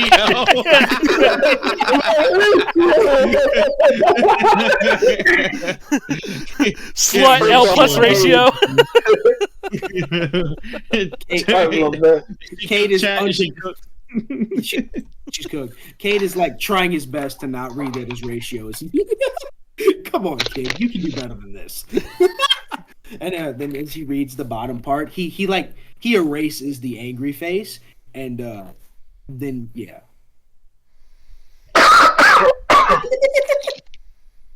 Raito, the cat. You mean Zafira's after the cat? Where is Raito, by the way? Raito's been in the office chasing the Ricers around. They're having like a whole side quest. That could be a one shot. You guys versus Raito. The Ricers versus Raito. Oh shit. They're down there like Godzilla versus the Japanese army. I was imagining that Raito was about to fucking try to hunt them. When I got back, I was going to ask about them. Right, Romeo's like, charge! The beast will not harm us! You know, the pirates are like trying to gun down Raito, but they're really no more than like, today is a good day to die to you. It's like Raito sounds like a giant fucking tiger in front of them because they're mice, but in retrospect, it's just like, meow! There's two. The camera zooms out. But to them, it zooms back in. Yes, exactly. There's 2 mice trying to push a vase off the stack, and it's like some of the stacks of papers onto Raito. The base. Look at me! You're gonna get home. You're gonna go see your kids again. The shadow comes across over them. The one mouse is stuck under the stack of papers with Raito. Just run! It's over for me! It's tell my wife I love her! Camera zooms out as Raito's paw comes down.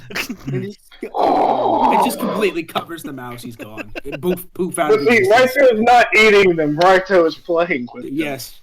Like Raito like swats him and it just knocks him out. That's not what they think. Right.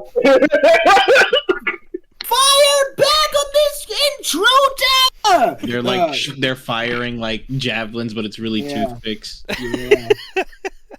Oh my goodness! It just bounces off Raito. I love this. Romeo is charging his fighter ability. He's actually gonna roll the hit to try to trip Raito. Hey, hold on! Wait a minute! He doesn't hit. He doesn't. Romeo begins dodging fucking cat paws, weaving. He parries with his little gladiator shield, and right as he jumps, like the mighty centurion, Raito kind of swats him. He lumps back on his back. This foe is so worthy. The divinity is flowing, and then Romeo passes out.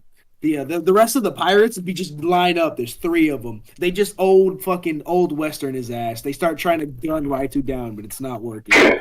And what are they shooting him with? They're the little mouse pistols, but they're like the pistols are like watermelon seeds, you know. After they hit, Raito starts licking where they hit. I feel like we should take a break. We just went on like a 5-minute tangent about Raitos. This is very integral to the overall story, Jeremy. How did these they guns, make such these tiny guns, these guns are made from like broken toothpicks with rubber bands, like snapped to the back. They have another one tied to it. It's like a little like flintlock gun, and when they pull it, the rubber band launches the seeds. Mm. Crazy work. So cool. So cool. Yeah, but these mice, these ricers, these informants that don't usually engage in any real combat are fighting for their lives. And eventually, Raito gets tired and just kind of like lays down, falls asleep on the stack of papers right over top of the one. Like We've killed the beast. Romeo holding his broken arm, standing on top of Raito's head. He raises his shield triumphantly. The ricers forever. Romeo, all of them like squeal out in triumph. They don't even notice the shiver. I can go see my family again. And then Luna, you walk in as the mice are like over top of Raitu, like chanting. I stop and I stare at them, and then I just keep walking. Romeo has fire in his eyes. Right. There is only triumph in his fucking heart. If this shit was a TV show, before I walk into the next room over, I look over at Romeo. I'm like, Romeo, you all right? You look like you've been through a lot. I've seen worse days. A mouse of my caliber would not be smitten by a mere feline. He's in a cast and using a cane. as he crunches his way down Raito's back and tail. And all right, Bryces, back to it. Everybody to your homes. You know what? No. He like takes the cast off and throws it at the ground. The rest of you go home for the day. I'll see you all tomorrow. And I love your picture, Simon. Luna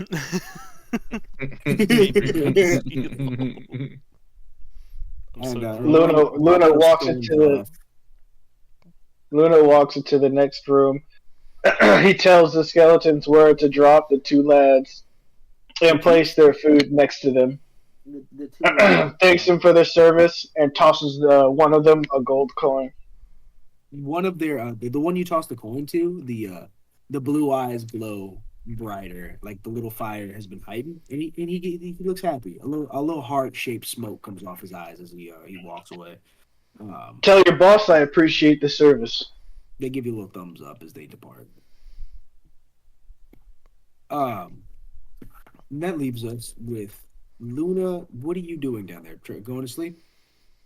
I'm setting myself up. I'm making sure. I'm checking on Raito, making sure he's actually okay, which he's definitely okay. Yeah, Raito just looks off like a really loud. You notice all the toothpicks and like watermelon seeds stuck to his fur? Luna is he is crouching down over top of him, like hovering over top of him, pulling some of the what's it called? Some of the toothpicks out of his fur, inspecting him. And then finds a nice, comfortable bed to lay in. You find the one bedroom in the back. It's actually well kept. The bed is made. It doesn't look like it's been slept in forever.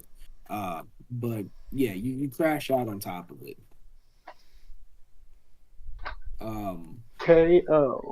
K.O. Tyrum and Kade. Can I give a memory? Or a dream? Well, yeah, memory. Yes. Luna remembers chasing after his sister in a forest, playing hide and go seek for time to time. And then suddenly the forest decides to turn into a city, reminding him of where he just was. and the loss of not being able to find him brings him back to the village in ruin. Oh shit! As you see the And village, then, what go looks ahead. to be on fire, you look down, and in your hands is Raitu, and then you look up, and the last thing you see before being scared awake is your sister Sola saying, "You let us die," and it's a jump scare, and you're jumped awake. Fuck! God. I sit up in the bed, cross my legs, and just sit there. Camera pans out, ominous music plays. Anyways,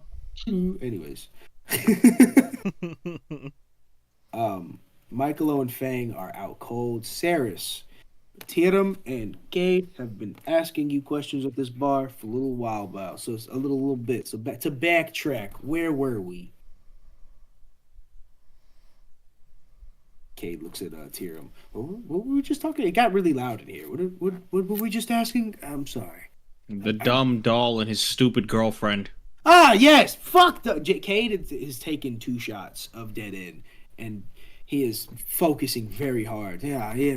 Fuck Dutch and Zafira, who I might add, I've just been informed. He looks at his hand for a second. That she is no longer imprisoned beneath the good Lich King's castle. And Shiny Bone gasps. What? Do you mean she got out? What? Was just there. No, maybe I wasn't just there. He goes back to waiting. Yep. She's no longer his weakness. Love for the big Z. That makes sense. He's always been a stickler for that kind of thing. Good thing you're not a historian.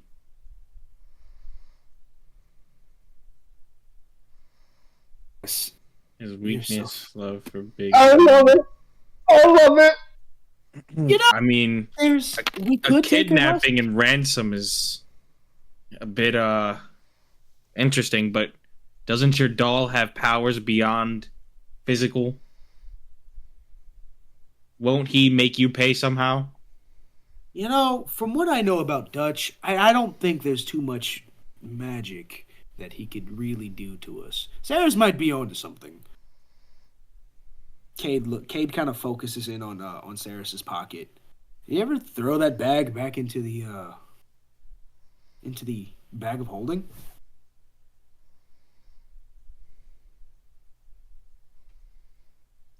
Oh well, I'm sure that's not a good idea. How would we kidnap her without him knowing? He has an eye on you all the time.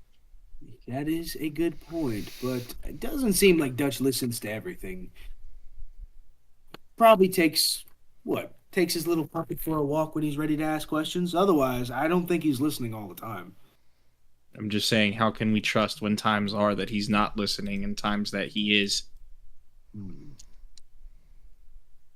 Seems we should be studying that aspect a little more. Kade turns to Ceres. Suppose me and Captain Paladin over here should be the ones taking point on this. We'll plan it without telling you. That way, Dutch doesn't figure it out. Surprise the kid. Keep it under wraps. And he turns to Tyrum questioningly, his ears pointed up. Kade kind of smiles at you, Tyrum. Look, I already heard you agree to help one person today. I didn't hear it, but I get the feeling. It's not as though I don't want to help Ceres with her problem. I don't enjoy this puppet holding such a good person like herself in a predicament that she's in. Good person? Kid? I don't know, different kid. I think we do need a more solid understanding of how he uses this puppet to reach her before we can make any moves in that realm. And it's been a while since I've did anything like that. It's not a place I've been in a very long time, but I guess seeing as recent events keep bringing my past up, I I ought to adapt to the situation. As Tyrum is like saying this, Kate is nudging Ceras. I think he's opening up. Do you see this? This is kind of like great, isn't it? He's like whispering this going to Ceras. It's kind of great, isn't it? I think he likes you. It's definitely not me. Tyrum rolls his eyes and just, he nods at the board. Oh, look! Maybe your goddess was right. I need to go to church. Anyways, suppose we should figure out what we're doing next then, huh?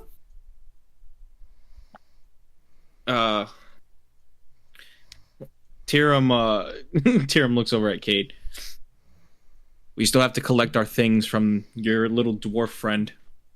Oh, you wouldn't seen Gaddit? Cade nudges Ceras. That's Gad's brother. He's a shrimp. He drinks more than a little bit, I might add. I've never actually met anybody that can, outdrink Gaddit. That man will drink and spit alcohol into the steel. The quality of his work is top tier. I hope he's I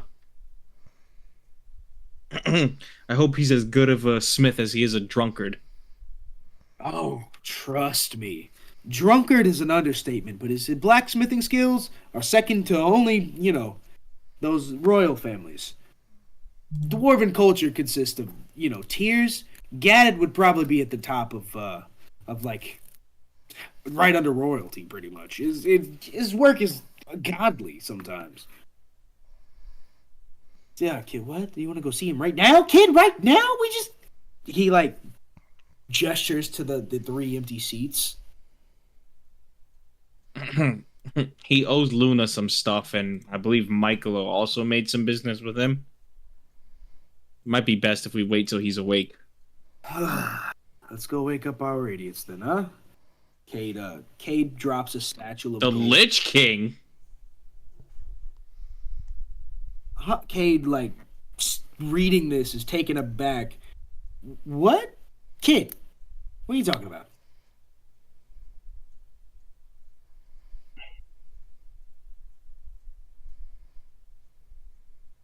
My rings? Rings? What rings?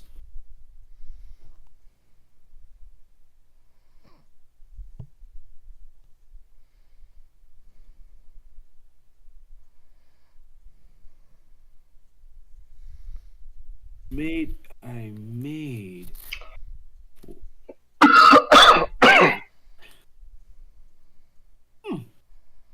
Why would the Lich King want your ring? Oh! Cade, like, starts tapping. You mean magical rings!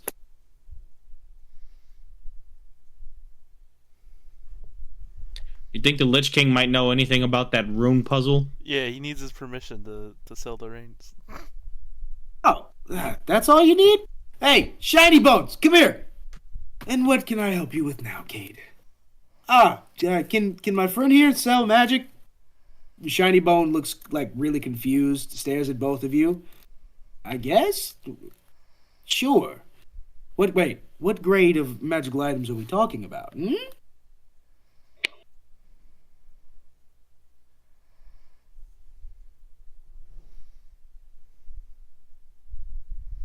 Very very good. Well, let me see them. Mate, I didn't understand what that one was. Cade looks at Tyrum. Well, I suppose this is going to be a while. Care to help me go wake up our friends? Not particularly, no. Come on, they'd rather see you than me. And you know I'm right. Doesn't mean I want to help them with that. But you should. Cade rolls his eyes. Fine! We'll go wake them up. And he throws his hands out as he kind of stumbles out of the Heroes Guild. Tyrum, as Cade turns his back, Tyrum looks at Ceras and signs. When we get to the blacksmith shop, I'm cashing in my favor.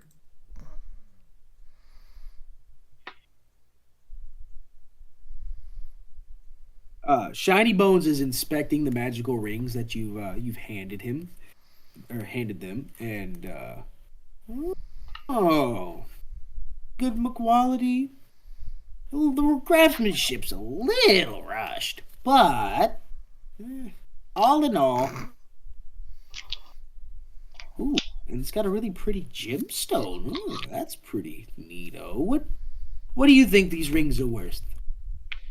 Hmm?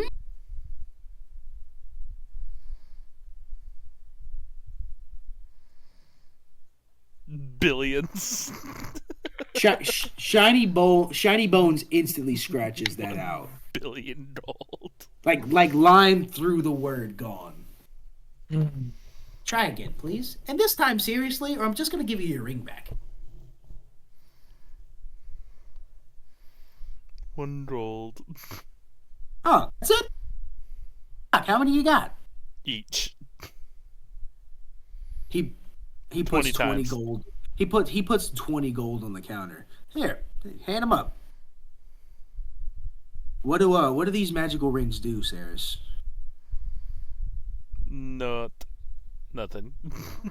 They're just pretty rings. Yes. The Lich King slides all 20 rings onto his on his fingers, and Shiny Bones puts his hands out. You know what?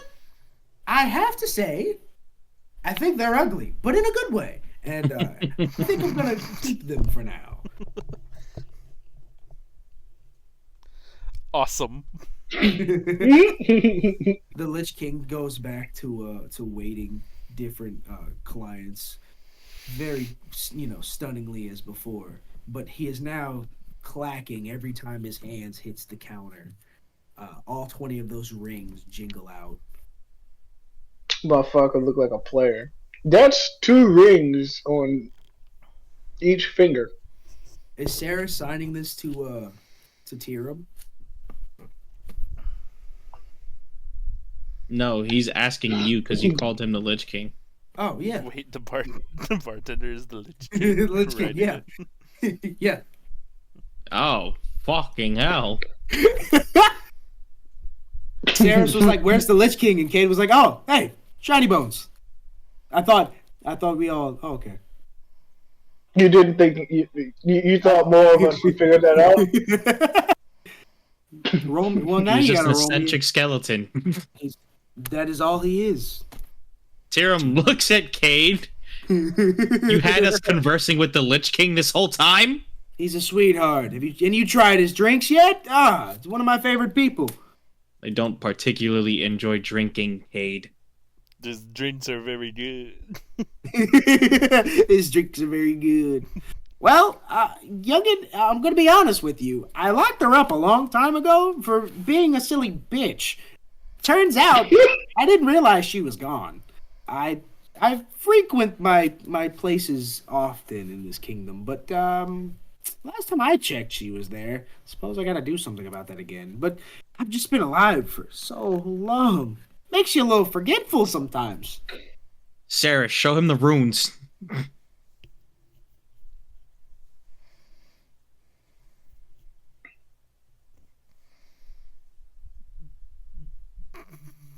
Tyrum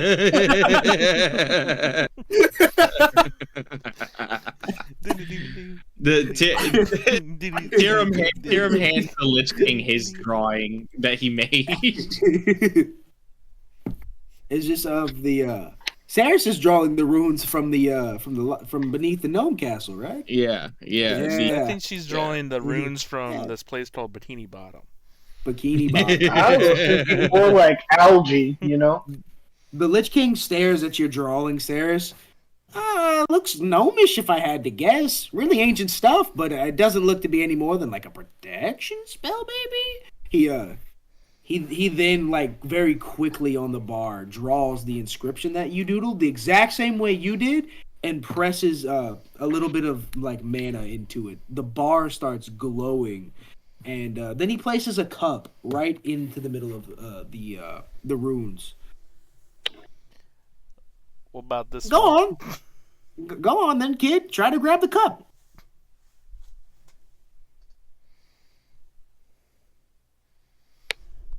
I'd grab at it. Your hand is stopped by a light, faint glow of light. Stops you from grabbing the cup. See, protection.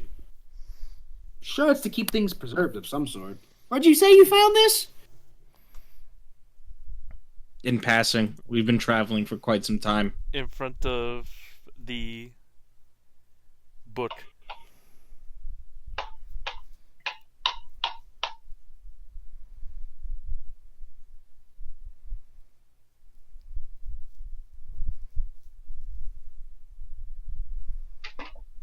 King like concentrates intently.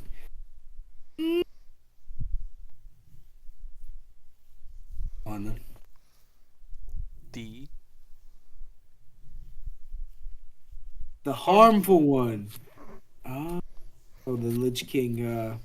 Yeah, know that one. But then he draws it out on the counter and places just a little bit more mana into his bar. That is still protecting the cup, by the way. And then he drops another cup in the circle that is made of that rune.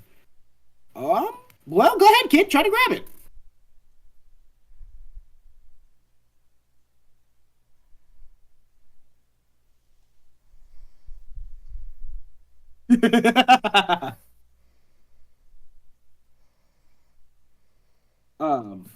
You take 4 lightning damage as you are shocked. Then the rune just stops glowing.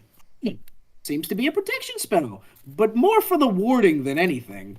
That's interesting. Never used it like that before. He quickly pulls out a notebook out of his robes and he starts jotting it down. I'll be using that. Liddy spaghetti. Then he takes the paper. He took the paper from you from a while ago, Tyrum. He's been really like struggling to say like I imagine the Lich is like forehead to board trying to figure out what the fuck this means, studying it very intently. And then he finally looks at your paper and you show him the runes from the door, correct? Mm-hmm. Also Yes. looks that he like holds the paper out, brings it really close, pushes it back out. You found this around a door? Yeah. Well, if I had to guess, it resembles an old form of thieves' cant, but it looks like locations. He like squints. If I could guess, yeah, they'd be teleportation doors, but they only work both ways. You'd have to turn it on from one side and at least connect it once. So no telling which of those work. They look really old. He like starts spinning his head, and I think there's some in the Hall of Heroes. Huh? I think he like stops. Do you remember? Yeah, Hall of Heroes. Yep. He like leans over the counter to you, Tyrum. We had a tourist thing once. It's a museum. It's not a museum anymore, but it was, and yeah, it didn't work. Didn't work out. So instead, I put a couple death knights down there to protect the dead and preserve the heroes that passed away in the great wars of Bahamut versus the forces of evil. And then like the Lich King kind of bows for a second. As you're writing this out, Ceras, he looks back up.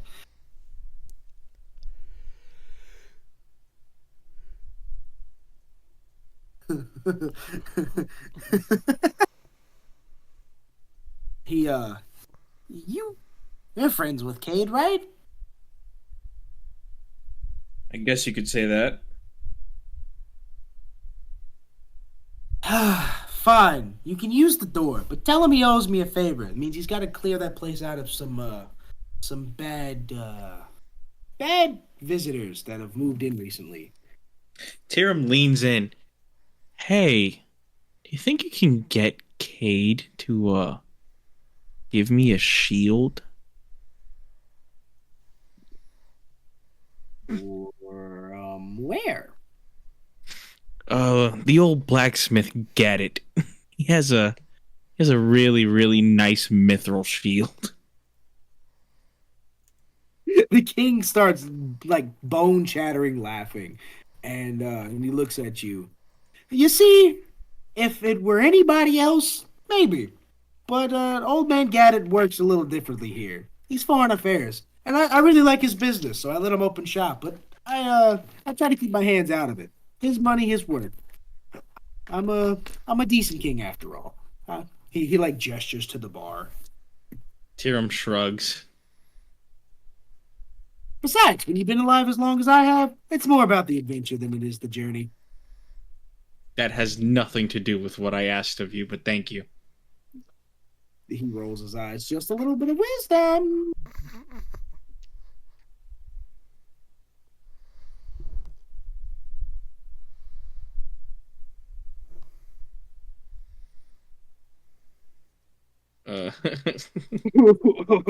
Pulling out the big questions. Shiny Bones pauses as he reads your board. Who's asking?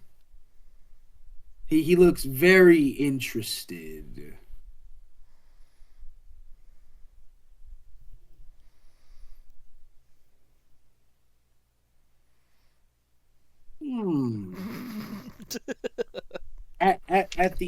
At the scribbling of the little angry face. All right, that's it, everybody. He starts ringing a cowbell. Get out of my shop. Done for the day. King's tired. Get out of here. Bye. Go. Get out of here. Scram. The patrons begin falling out one after another. All come to touch the king's hand and thank him before leaving, and the rest of the little undead start cleaning up tables and sweeping floors, closing windows. It's like one of the quickest bar shutdowns you've probably ever seen. They start organizing the quest counters and all of the adventurers guild stuff, and in only a matter of about a few minutes, it is completely empty. Take them, huh? Old Dutch got you in a deal?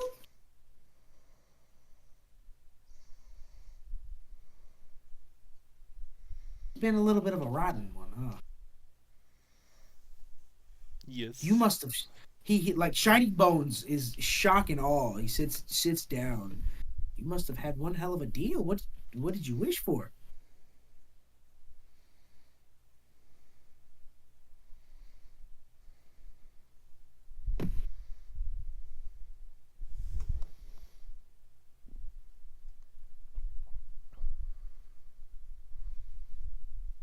You wanted to be a good ventriloquist? What am I looking at here?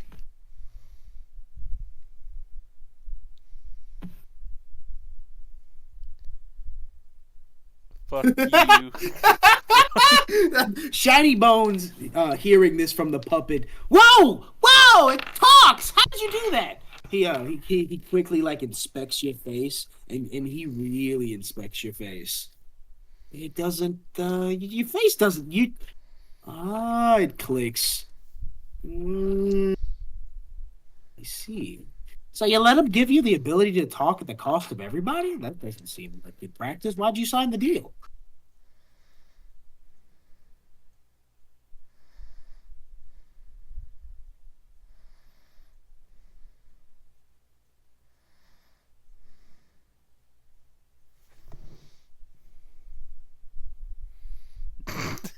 Didn't read his fine print. Damn. Damn. Shiny Bones kicks back and crosses his arms. Well, bad news is you can't get out of it without more harmful measures, but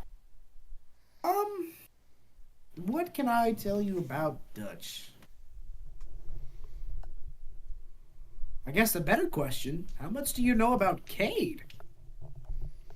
What? Tyrum parks his eyes out.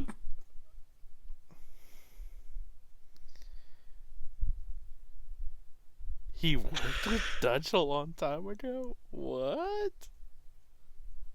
Something like that. How would you two like to hear an old story from an old man?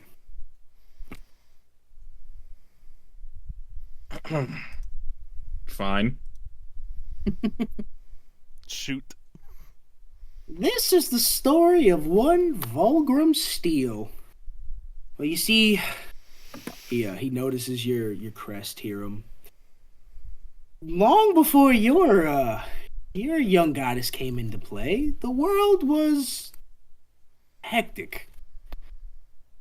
It back then I had hair, you see, but Vulgrim Steel was one of the finest warriors to ever sail the seas. His crew was legendary. They fought monsters and slayed dragons. They protected people and really they were bullies. Let me not lie to you. When I was an upcoming mage, in the necromancing days. I used to have so much fun with the necromancing days. You said necromancing days 3 times. This is Ceras' dream sequence. Oh, yeah. I am a necromancer. Notes. Was a necromancer. Anyways, Vulgrim Steel was a bully. Him and his legendary pirate crew took on many affairs for the well-being of people, but they also stole a lot. They stole a lot of things from a lot of places. You see, they didn't work for free, and even if you didn't want to pay them, they were going to get paid. Nonetheless, Vulgrim Steel stole something far more interesting. There was a king of the humans long ago, and he had a princess who had been smitten with Vulgrim Steel. The princess and Vulgrim ran away. But, you know how that goes. The king, outraged by the loss of his daughter to that delinquent, that cretin, he sent many mercenaries out to clean up. And, as the story goes, Vulgrim Steel delivered the princess to Buena Fortuna as its founder. But Vulgrim Steel was never heard from again after his last adventure. Some say his crew turned on him, but I know better. The Lich King looks at you, Ceras, and he asked, "Did he tell you about the reincarnation?"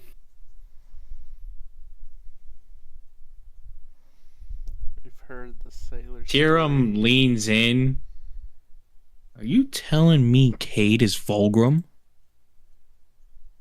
That he would know it, but in more literal terms, being a null. yes. You see, Kade was dragged back from death, limited on his memories of his past, of course. But he's got powerful necromancy at work over his body. Something I learned when I met Kade.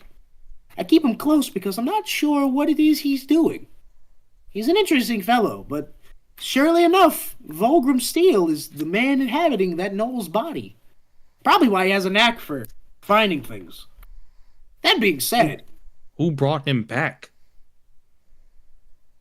he kind of shrugs. There's a necromancer running around Evernord. I've seen. Yes, we have heard this sailor story before. Indeed. Where did you hear the sailor story before, Ceras? He quickly snaps back to the voice. Yes. Dream sequence. From Not. can't remember. Oh, I can't remember. Well, if you listen hard enough, he's probably mentioned it in passing, but yeah, that's okay, Ceras. We all forget things. Just 5 years ago, I lost one of my phylacteries. I can't believe it. You'll never believe how I got it back. My Death Knight actually ended up holding on to it for me. That silly guy. I miss Doomspoon. He was such a good Death Knight. Oh, but alas. What happened to him? I think by all local accounts, he threw the sun and was gunned down. Local grave robbers or something. I never did catch the offenders.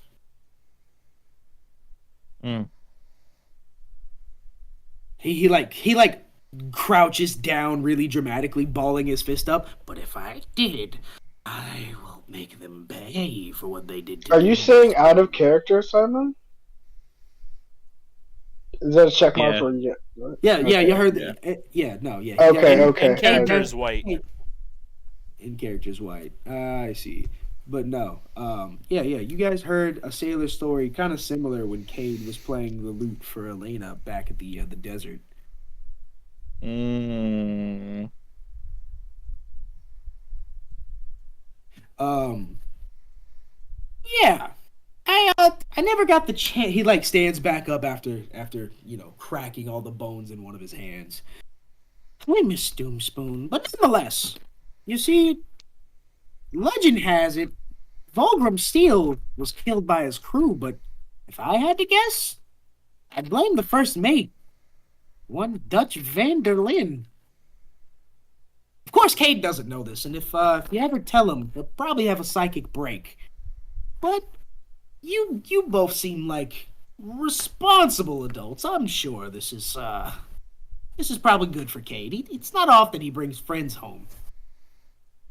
What does Cade know of Dutch then? Probably nothing. Nothing outside of any local exports. I can't. The Dutch, the Lich King starts spinning his head. Probably not any more than he's like spinning faster. No, and he catches his head. Local things. Dutch has been active for the last few years, making deals, and he points to Ceras. He's funding something, but I don't know what he's doing with all the money. Well, he sure likes to talk about how he knew Dutch personally. Hmm. Maybe his memory's back. Intriguing.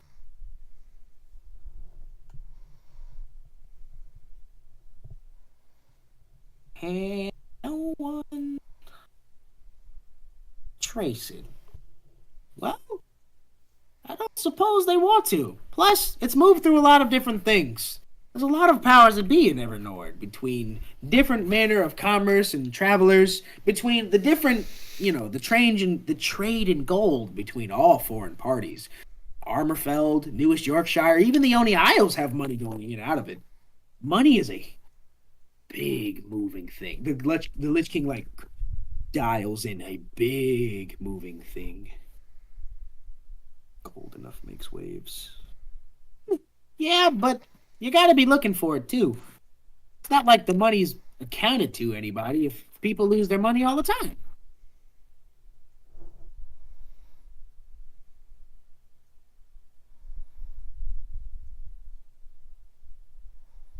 Ooh, the Lich King. Shiny Bones puts a hand on your shoulder, Ceras. I didn't mean it like that. I apologize. Dice, no. Where could we start? Looking for on gold movements. Oh, that's easy. You start with the bad guys, obviously. Ceras, you haven't opened your mouth at all at this entire time, right? All right. Yeah, you start with criminals. The elves have a couple big gangs that have been on the up and coming. I know the Blackfoot gang has been making waves, but they're more of like a build-up. Bootstrap! That's what they were called. Yeah, those guys. They were making all kinds of foreign policies with all kinds of people, and whispers say that they have a fun friendship with the Onis, but I'm sure it's nothing. The Onis don't like anybody. Yeah, we're no stranger to the Bootstrap gang. Oh? What do you know of those guys? Let's just say, any rumblings about dusty coins, it was because of them.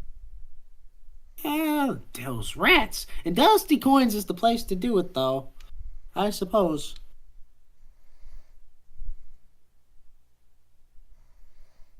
Also, what do you know about Gabriel Montclair? Shiny Bones, like, puts his hand over his mouth. He was trying to turn his life around. then here he is. Recent news said he's been killed. Yeah, well, we came here with his daughter looking to meet up with him when we found that You guys out. got little Elena? Where? He, grabs you by both shoulders. Tyrum looks at both hands on his shoulders and slowly plucks the finger off of his shoulders. Plutzatines. Kade had her. I don't know what he did with her. I had to go make some rounds around the town. You mean she's here? Ah, I wish you'd have told me. All right, well, you two go find her. Just go. I have to make preparations. I gotta. Fucking Kade Kunningtale. He storms off to the back of the bar. Tyrum looks down at Ceras.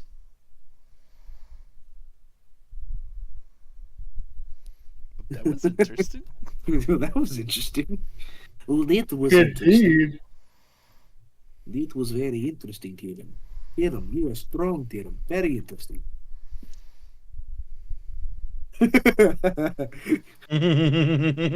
Strong Tyrum. Kade had come down a couple minutes prior to wake up Fang and Michaelo. Kade walks over to the both of you who are kind of flopped on the floor next to where Luna is sitting up in the bed, and you two are still passed out. But Kade walks in and notices Luna sitting. Oi, what's going on here? They look comfortable, but you not so much. Nothing. Just few dreams, Good dreams? Bad dreams? nightmares. Doesn't matter. We're fine. Just give me a minute. Oh. Kade looks down at the two sleeping.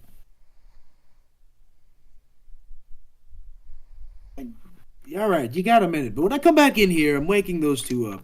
And if there's anything you'd like to, Oh, hold on, wait a minute. Yeah, never mind. Yeah, go ahead. anything you want to get off your chest, I'll be out here eating crab legs. Kade kind of awkwardly walks back out. Luna's eyeing him down. Close the door. I don't know, Ceras. Still a little sour about that, huh? That's hilarious, guys.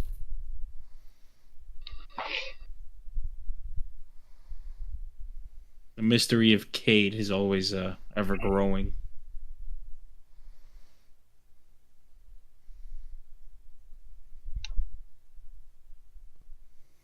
Yeah.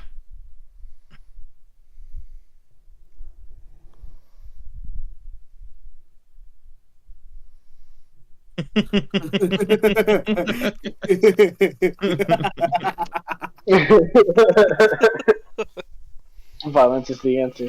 Violence is always the answer. Remember, you said that. They gotta make it happen.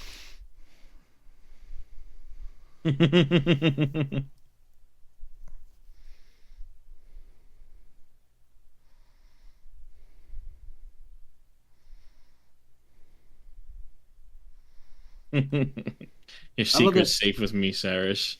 Ceras talks like a fucking college student. Don't tell him no.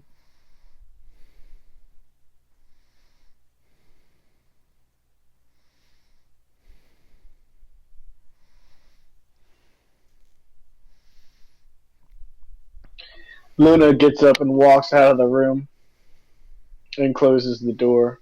You Do walk what you out, want with them. You walk out, and Kade is crunching through a bucket of crab legs. He's been fucking chowing down since he left. And he looks up at you awkwardly as a crab leg dangles out of his mouth. He looks at you with slight repulsion. It smells in here. I'm gonna go get some fresh air. I'm just gonna be outside. You guys ever seen a dog when you put a treat on its nose and then you say go? Kade does that to the rest of his crab legs, including the one hanging out of his mouth. and quickly swallows them all after chewing them fiercely. Oi, Luna, you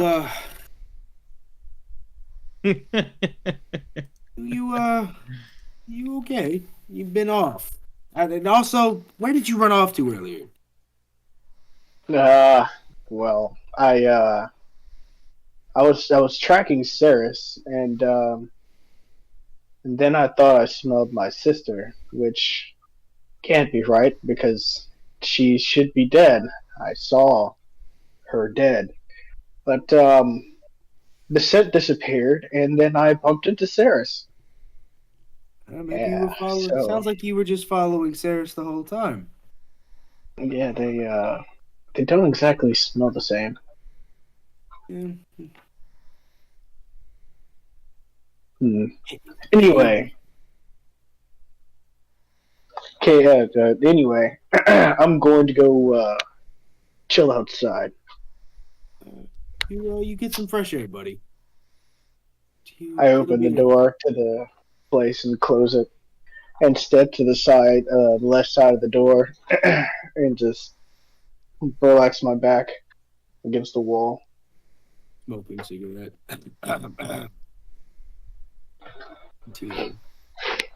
And so, Pulls out an opium our, pipe. yeah, there we go. Ceres and Tyrum, are y'all going to get crab legs for reals? No. All right. Cade walks into the room with Fang and Michaelo, and he's got a bucket of like salt water left over from the crabs, and he throws it on the both of you. It hits like smelling salt, and you're both jumped awake. What the fuck? What? Morning, ladies. Seems like you two can't handle your drinks. Welcome back to the land of the living. Come on, up with it then. Shake off the sea legs, run away from the hangover, brush your teeth. We got Don't stuff. forget that their meals are right next to them. Oh yeah, you both instantly smell the delicious and just a little cold plate of meat sitting next to you both. One for each of you. Fang looks over what and type of meat is scarfs it? down the food. Fang, as you tear into it, Cade looks over at you, Michaelo. Yeah, I'm pretty sure it's just regular beef. Michaelo eats it. Fucking chows down. That's it. Eat up. Eat up. Kill the hangover. That's what I'm talking about. And he comes and pats both of you on the back as he stands up. Quit touching me, you fucking dog. Cade turns around. I'll do what I want. And as he starts walking towards the door, his tail like floofs past your ears and nose, and a little bit of his tail hair gets into like your steak. What did we miss? All kinds of things. But nonetheless, it's time to decide what we're doing next. That's why I woke you up. So, let's go find the rest of everybody. After finishing his food, Fang gets up and looks for the rest of the party. Both, Michaelo, do you follow along? I do. You both follow Cade out the door where you see Luna, like, hunched over, back to the wall, like Ben Affleck in the meme. And, yeah, he's just breathing. All right, then follow me. Luna, gotta go find Ceras and Tyrum. It's time to have words and stuff. I Yeah. suppose. Kate, if you happen to have a jacket by chance, it's fucking cold out here. Cade takes the jacket off that he's wearing and he throws it to you. For now, that's all I've got. It probably smells like I can't wear this. Why It's not? too small. Cade's bigger than you. Michaelo like- puts it on. Michaelo, your shell stretches out the back of this like trench coat. But it looks How more. tall is Cade? Cade is like 8 feet tall. Okay, so I did not know that. I thought he was actually shorter than me. I thought he was shorter than Tyrum. No. So it's Cade, Tyrum, Luna, Michaelo, Ceras. And now I guess Fang would be right around the same height as Luna and Michaelo. Fang is 7 feet tall. Okay, so Fang is the As same a height fucking cat? Yeah. as a child, as a teenager, teenager. Tabaxis are pretty tall. Tabaxis are. And I imagine that Fang is like this lean basketball player. Thank you, Simon. Jay, I was going to say you're 7 foot tall. Yeah. I knew that about myself. Start scanning. Where is Luna's height? Luna is 6 feet tall. You can add that if you want to. Yep, Luna is 6 feet tall.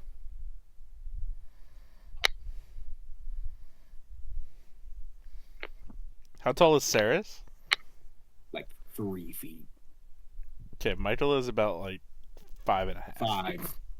So yeah, it'd be Ceres smallest, Michaelo, Luna, Fang, Tyrum, Kade. Dead brother Dono is crazy. I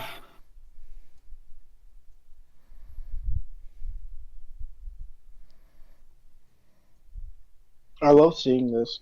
This is great. This makes me very happy. Oh, oh no, it's still never mind. Oh, it is Chief Cock. Yeah. Oh yeah, Chief Cock. Wow.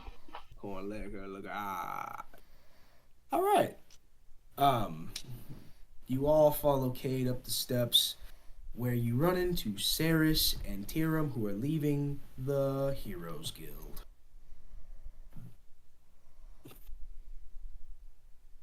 So I'd like to change why I said no. I'm just going to say it smells repulsive.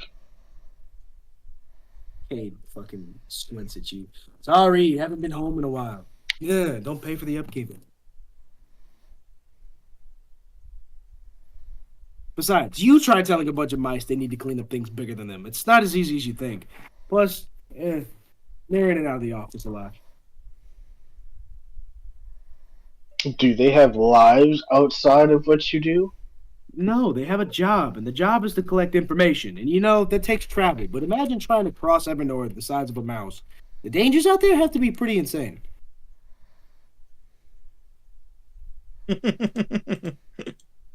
Ceras said you shouldn't be that fucking tall, Kade. Kade is 7'6", guys. My apologies.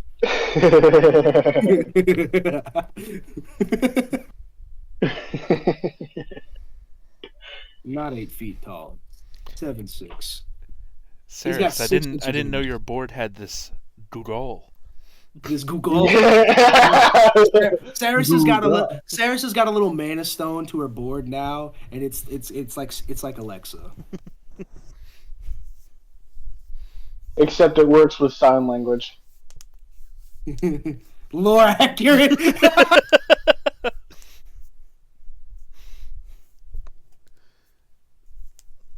Tez Cannon. He's going Alexa. Love it. Ceras puts everything she's ever read into Alexa so she can. Jarvis. Oh Lord. Jarvis, Scratch my balls. Jarvis, initiate Ultron protocol. Anyways. Jarvis, order Swarma. Order Swarma. Remember when the voice of Jarvis became an actual fucking superhero? I remember That was cool, isn't it? Yeah. No. Too bad they absolutely just fucking forgot he existed in some movies. Vision, Anyway. Jeremy. I know what fucking hero. Vision's gay as hell. He's actually really straight.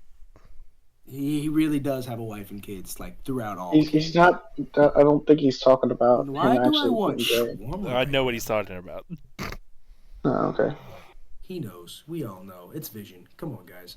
Marvel nerds unite! Anyways. I mean, he is also like a machine. That's why he picked up those.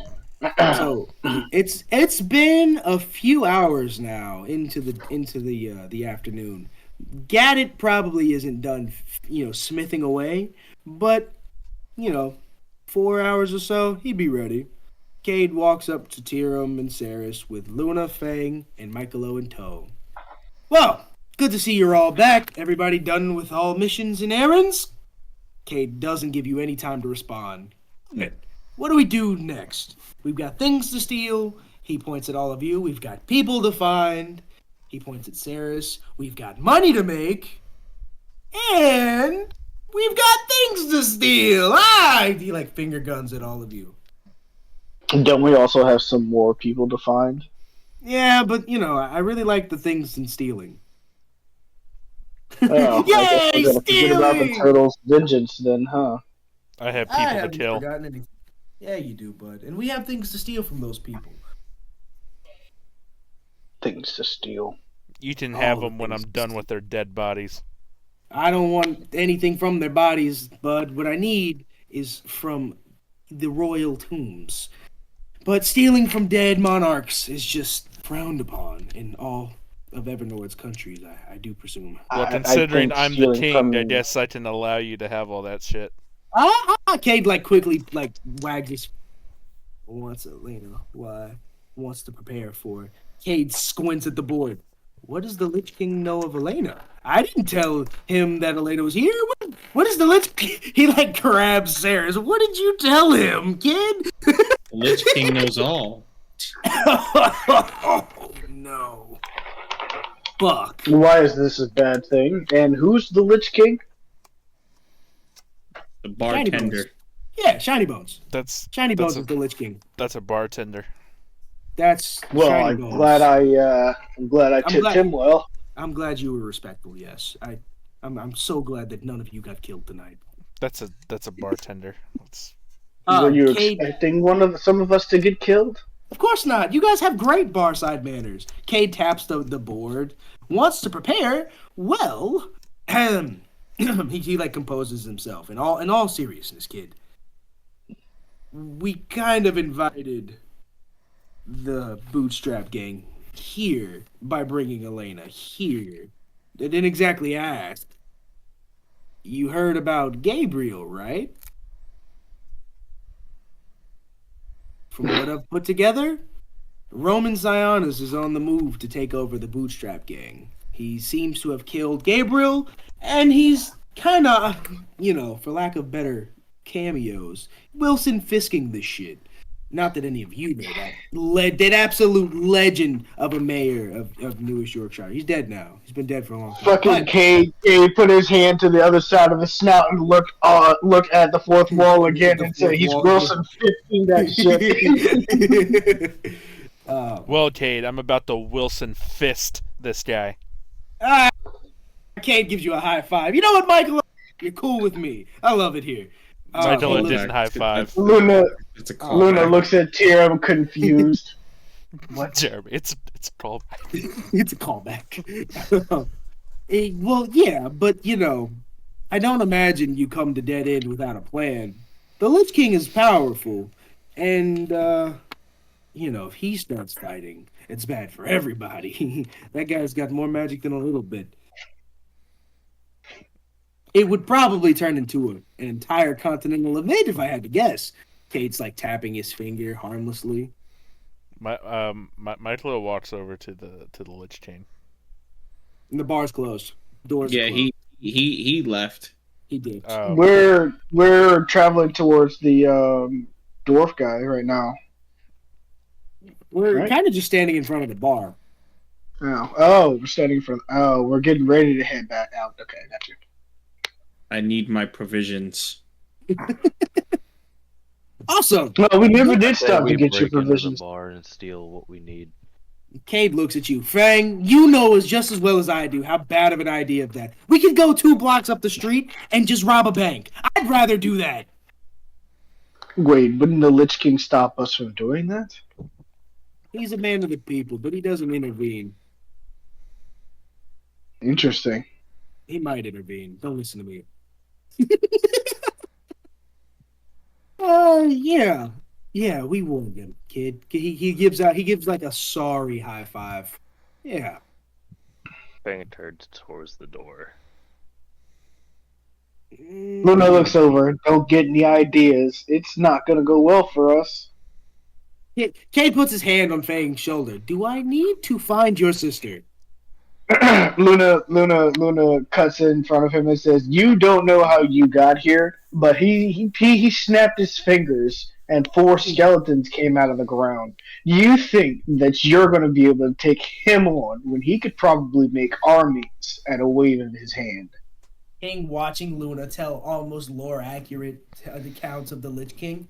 Are you sure you were just on the mountain? It seems like you've been around. It seems like you heard this one before. No, I have not heard this one. I'm just looking how effortlessly he cast magic. Oh yeah, the Lich King doesn't have casting times. That guy's been alive since 3rd edition. Hey, Tyrum, should we just go What? get our provisions while this is going on? What did you just say? He's been around for a while. 3rd edition? Tyrum looks back at Michaelo. I don't think Gadget is ready with our stuff, let alone yours. Oh, Fine, let's go. Where are we going? To rob the bank, of course. Kid. You left. I mean, wait a minute. No, we're not robbing a bank either. That's not what we're stealing. You left dead end for a couple of months, and now you're brave enough to fight the Lich King? What the fuck is wrong with you? You ding! What happened to you while you were in those gladiatorial rings? Kate's ears perk up. I have an idea. Hey, Fang! You remember where that dragon scale was? Vaguely. Hello? Well, I'm not going to steal from the Lich King. He's a benefactor of mine. However, I will steal from a dragon.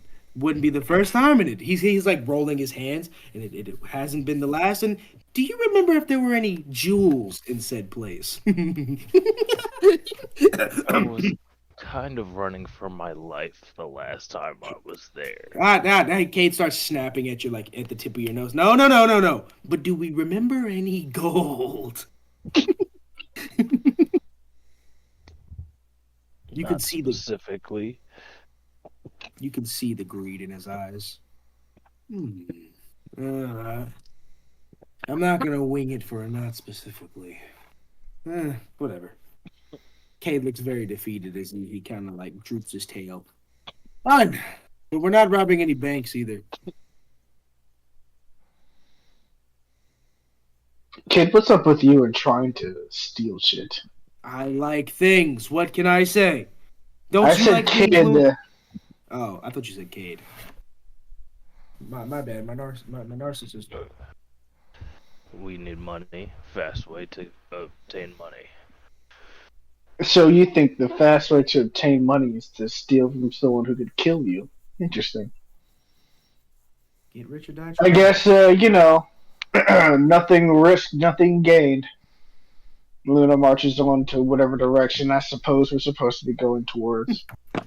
I guess the party is making way to Gadget's shop, and like I said, as the party walks through Dead End, you all really take in the serene feeling. Maybe not one any of you has felt in quite some time, but this place is protected. The undead are pretty much everywhere, with war dead marching in the streets in full armor, but they seem innocent to anybody that's living here. You all see festive tones of celebrations and drinks. There's there's paper lanterns in the sky, and overall, it's a beautiful place. And as you march in the snow through the lively city of Dead End, you all end up back at Gadget's shop, where the wall has begun to crumble.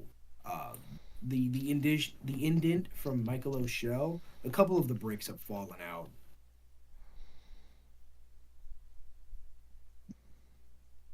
Tyrum observes the whole. Michaelo just walks into the shop. Can you see the inside of the shop from the Absolutely. hole? You absolutely can. I hope Gadget's going to be able to fix that. Bang walks into the shop. Luna follows in. Ceras quickly approaches Gadget, who's been hammering away at armor and defenses and weapons and stuff that you guys ordered specifically for Gadget to fix. He's just been focused, and with his goggles on and his hammer clanging over the. What the fuck? Wait, Ceras, you're Ceras, you approach Gadget, who is hammering away, and you tap him on his shoulder, interrupting him. And he looks like, hey, who's it? And he quickly looks at the board. He's rocking. He's leaning in and out, a little drunk. Get. Get! He like jumps up. You mean my brother? Get! Yeah. He hiccups. My. He like hurls over the other side of the the blacksmithing counter and throws up. And he looks back at you, Ceras. My brother doesn't take apprentices.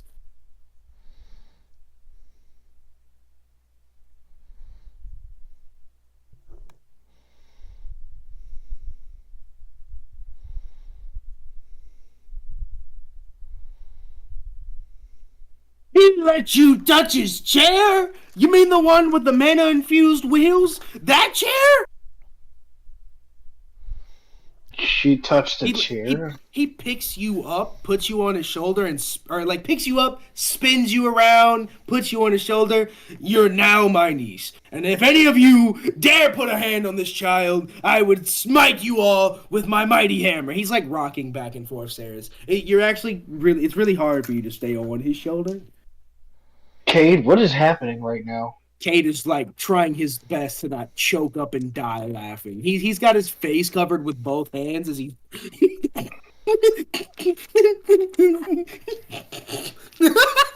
You hear laughter slipping through his fingers. He cannot compose himself right now. Hey, Kade, is it hard to cover your mouth as a gnoll?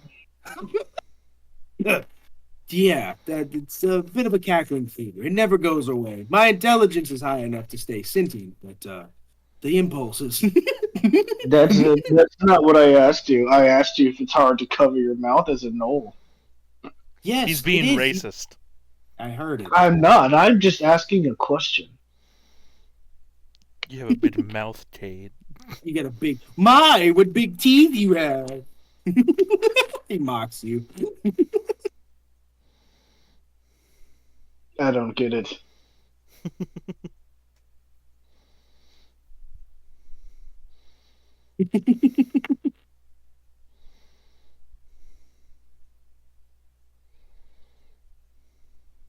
Gadded is like celebrate. He's offering you some of the barrel that Michaelo dropped off as as celebration for Payment. meeting. Yes, but yes. Ceras, you and Gadded are just plowing through dead end. The barrel that Michaelo had dropped off. Or no, wait, you bought what, low end beer? You said it was cheap beer. Yeah, it was beer. cheap You bought beer. you bought a barrel bunch of of cheap beer. So you guys are drinking like Budweiser fucking brew. It's the cheapest shit. But y'all are downing it. Tyrum taps Ceras on her shoulder. Gaddits and Gad is Ceras' hero. And Tyrum signs to Ceras. You know this blacksmith? As you're asking, Kade picks the barrel up and puts it on the table, and then he like pours himself a little bit of beer into a glass that he pulled out a copy. Starts chugging. You got another one of those? He hands you the one in his hand. Nope, your turn. After you, I insist. Luna smells it. Kind of blows away. No, I'm all right here. More for me then. He pours one more and downs it. Tyrum rubs his chin a little bit. Remember when I beat that Minotaur for you? Ooh, Kade like focuses in. What am I hearing about a Minotaur? Nothing. Don't worry about it. I'm a little worried about it. I don't really like Minotaur. They try to fight guys like me. Bad history. You know, I once knew a bull by the name of Kydral. He put me through a wall. He's not the nicest gentleman, let me tell you. Also, Tyrum was signing that to Ceras. He didn't say that. Kade has a perception of 18 and can read sign language. Ooh. While he was talking to Luna? Yes. Okay. All right, Jesus. Talking to me? What? What's it called? I can't read sign language. No, you... Oh my god. Don't you absolute dunce. No, he's saying Tyrum was signing this to Ceras, and while Cade Oh, was well, talking okay, to was Luna, talking to me. yeah, Okay. Tyrum he was Tyrum like points peeking at back between your hand and then Luna. Tyrum points at that at the mithril shield on the wall and looks at Ceras. You think you can convince your boy? You can convince your boy to give me that shield?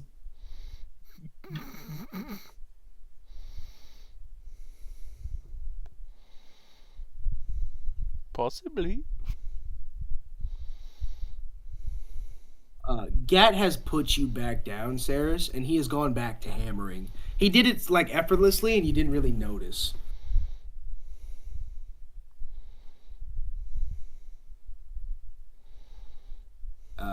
Oh, Ceras, that would be wonderful if you could help. Oh, do you know anything about smithing then?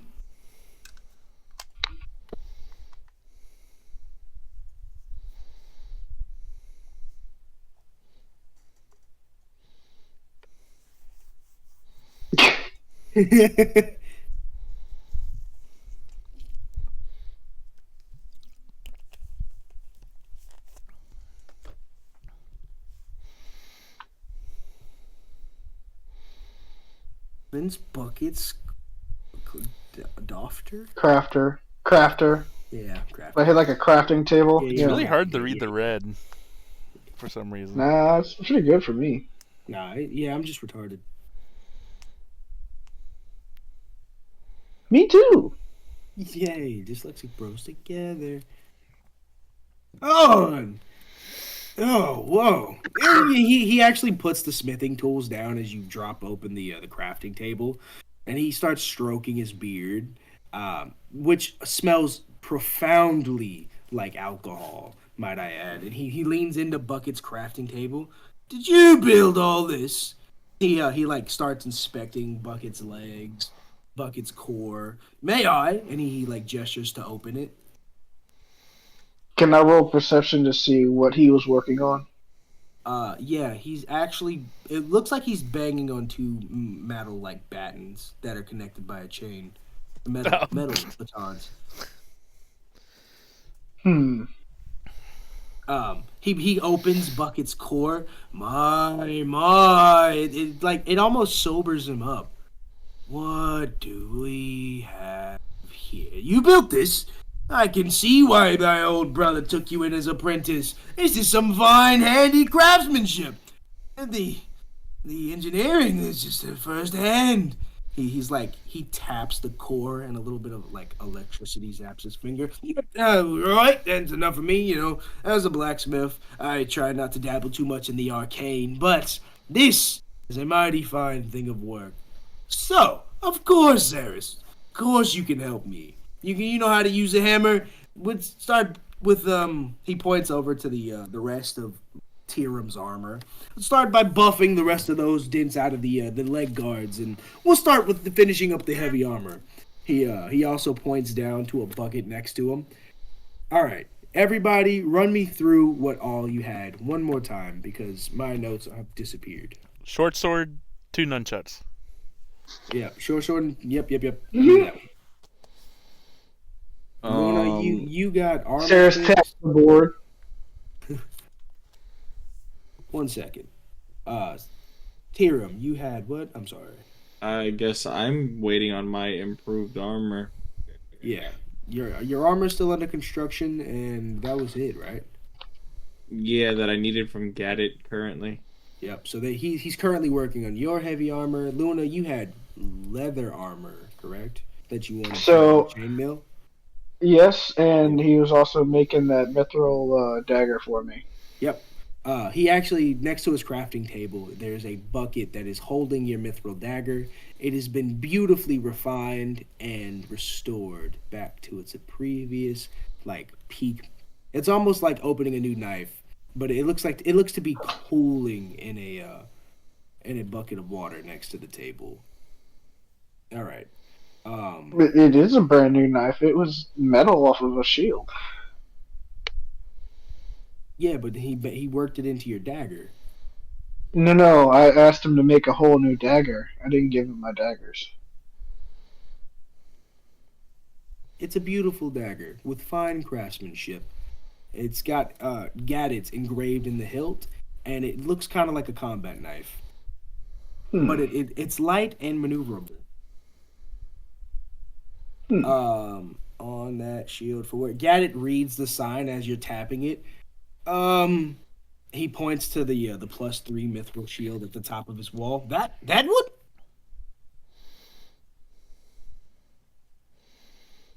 Yep. No, you may not. Listen, my brother might be my brother, and you might be his apprentice, but that doesn't pay the bills, and I'm not giving that shield up unless you're gonna pay for it. Sorry, love.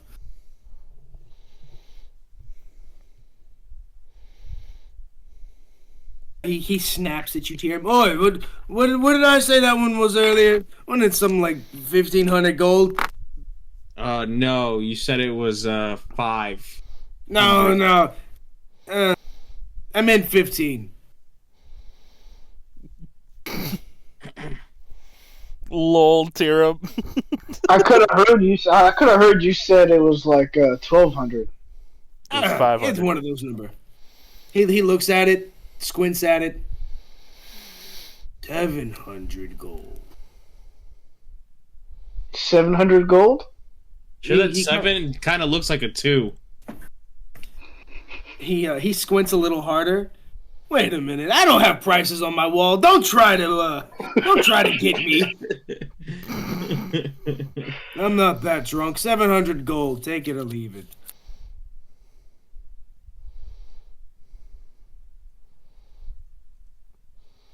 Tyrum grabs the shield and runs out the door. Who would stop him? Ceras, with your assistance, the remaining 4 hours to fixing the armor and any other minor details that they might have to bang out, it becomes an hour process. You are a great help. Working under a master blacksmith, your ingenuity meshes with his work ethic, and the amount of booze that Michaelo provided pretty much culminated into an ultimate harmonious work session of you two just fucking crafting and building, and it's like, it's like an AC/DC song. And with the hour finishing up, you all receive your items back. And Gadget hands you your short sword and your nunchucks, Michaelo. And as he puts them in your hands, he says, I've been a blacksmith for a long time. Those things are seen many battle. I can tell whoever used them really, really loved them. And he pats your hand, Michaelo, as he begrudgingly hands over his work. Did he hand the nunchucks in the rag and leather strap? Yeah, they're covered. They're wrapped the same way you gave it to him. Okay. He's reading the nuance. Thank you. You're welcome. And he's also sobered all the way up. And Michaelo puts his sword where it was, and he puts the nunchucks back in his shell. Gadget hands the rest of the heavy armor to you, Tyrum. Oh, where you guys going in such new shiny stuff?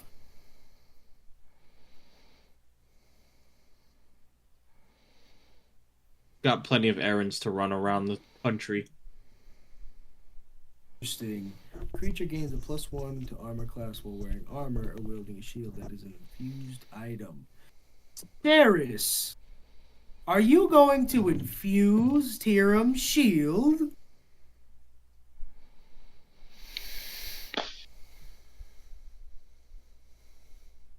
Can't yet. Soon. Oh, great. Could you enhance my shield too? Great. I'm gonna have a high AC ass building. I'm gonna have to hit you all with magic. Was there a bonus to my armor? Or did I just get clean armor? Your armor is going to give you advantage on the next 3 weapon attacks made on you. Or no, how would that work? Okay. Your armor is going to impose disadvantage on the next 3 attacks made against you. There we go. Okay, I have 3 infusions, so 2 out of 3 could be used. for your shields. So I feel like Sarah should just make this actual conversation to Luna and Yes. yeah. When at some point in time, that's just explaining. Well, I mean, I guess we No, could talk about it later too. This is all Oh, it's canon. 9:00. It is. Yeah. And with that, Gadget's asked the party where we are all heading to.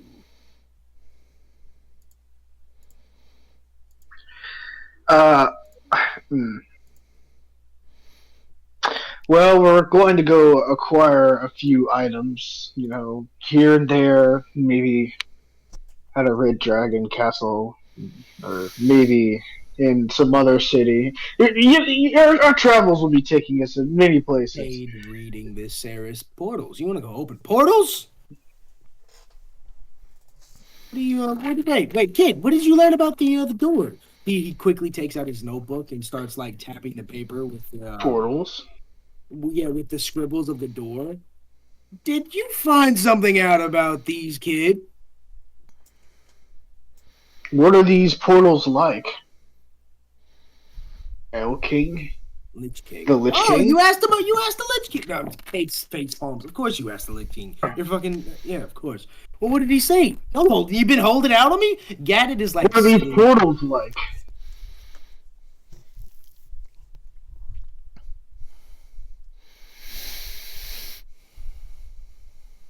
Interesting. Here?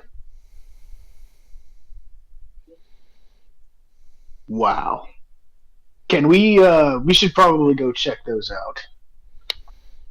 All right. Did the Lich King say anything else? He's just gonna. You asked him, so I guess he's just gonna what? Let us go in there and use his portals? Oh, of course, there's a monster there. Well, I suppose we got to be monster hunters before we can be robbers. Kade Well, Kunningtale. I do know that normally the portals generate a lot of mana, and they usually attract a lot of creatures. So I know in my village we used to have to kill a lot of the monsters that came towards the portal entrances before we used them. Hey, you all heard it. Luna said he's going in first. Sounds like a plan. Interesting.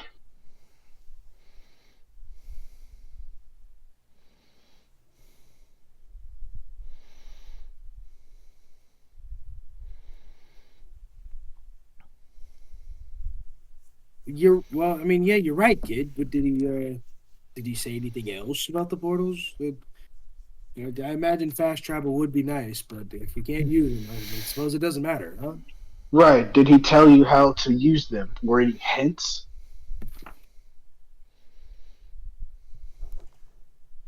Wait, did he recognize it? What language is the runes in? Thieves can't. Gnomish. Why would Gnomish runes be where I lived?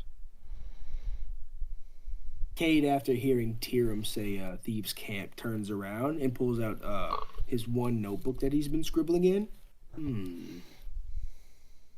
All right. On to the Hall of Heroes then. Let's go visit some dead guys. And Kade gives you a little wink, Tyrum, and he signs at you. I think I can figure this out. Tyrum raises one eyebrow. All right. Well, with that being said, gentlemen, I would like to turn in earlier tonight. I have to be up early to be at the gym, but I do think this is a good stopping point. How does everybody else feel about that? I can go for another 30 if that's what you want, but I'm good to I stop. think now's good. Yes. I think that's a good idea. Beautiful. Well, first things first.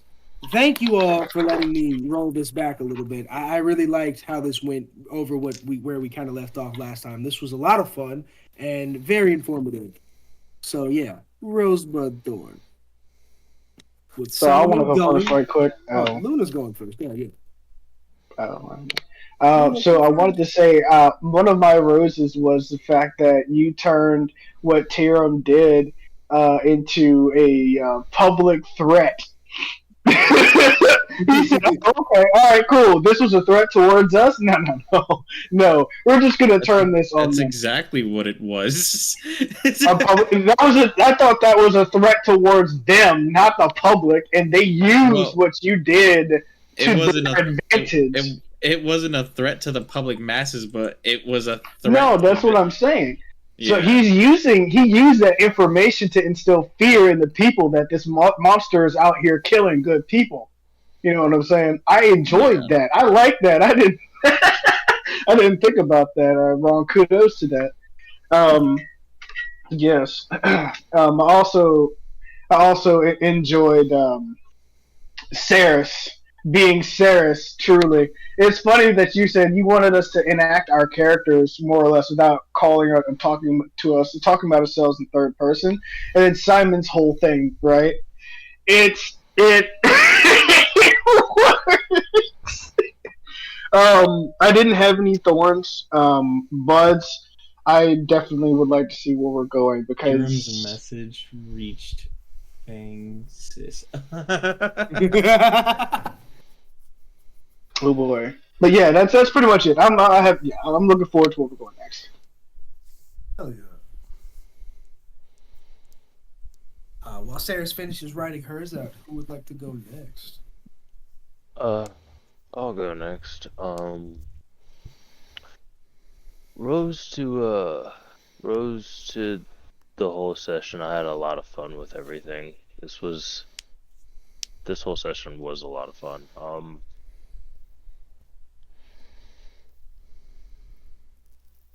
Let's see. Bud to see where this is heading. Bud to see how this is all gonna tie in together, because this is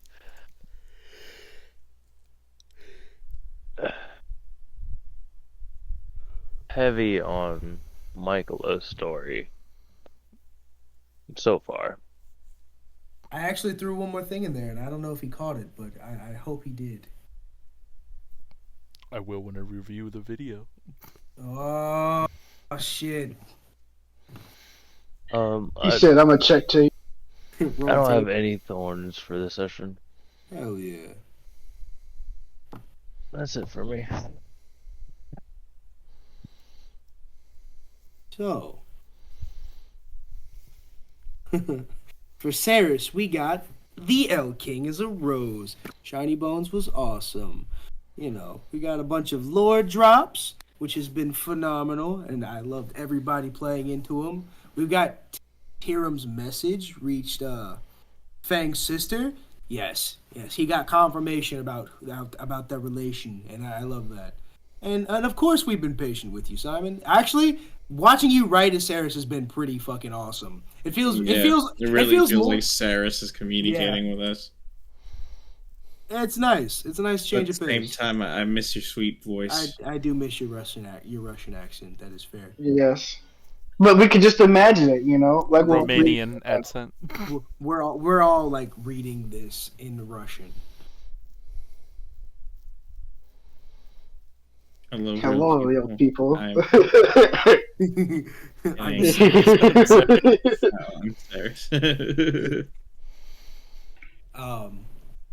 Yeah, the portals is gonna be interesting. I do have to look back at the actual pictures I gave you. I'll have to remember where it goes.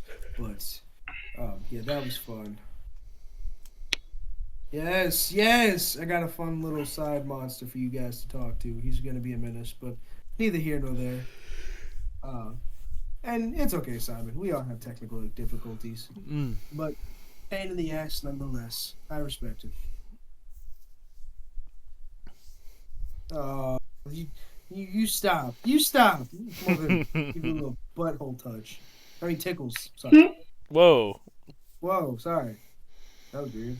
I thought you did ear holes. I do ear holes. All right, who's next? Rosebud Thorn. Fucking earist. I'll do next. Fucking earist is crazy. Rose to Tyrum finding Michaelo, because if anybody else tried to find Michaelo, he'd probably just run away, to be honest with you. That's fair. That's interesting that Michaelo would have only been cool with Tyrum just finding him. Well, Ceras is his best friend. He doesn't want Ceras to see him like that. Mm-hmm. He respects Tyrum. Luna's kind of just there. Fanged is also kind of just there, and he doesn't really like Kade. Yeah. Honestly, if you guys like tell like Michael like, hey, we're beating Kade up, he'll probably be like, all right, win. Like what? The only one to actually attempt to probably go through with it. like right now, he like starts cracking his knuckles. Like we doing this? Like, Is this real? Rose to the portals. Yeah, I'm very interested about the portals now. Even though we saw a bit of that at Lois's place. Mm-hmm. Also, Rose to Simon. His fucking writing is fucking hilarious. No thorns. Okay. Rose. Feel like there was a lot of exposition that was placed. Definitely. Oh, excuse me, sorry, I'm really tired. Definitely excited to explore this whole past life of Kade. A little more. Rose, maybe this interaction between Michaelo and Tyrum will bring about some sort of closer bond between them.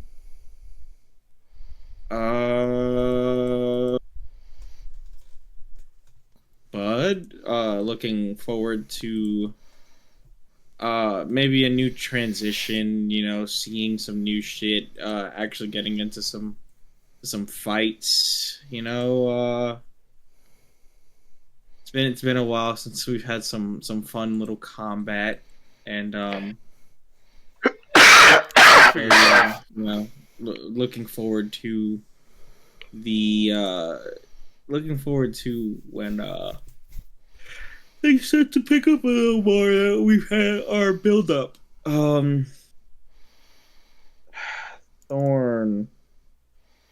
Thorn did not get the shield. Did not get the shield.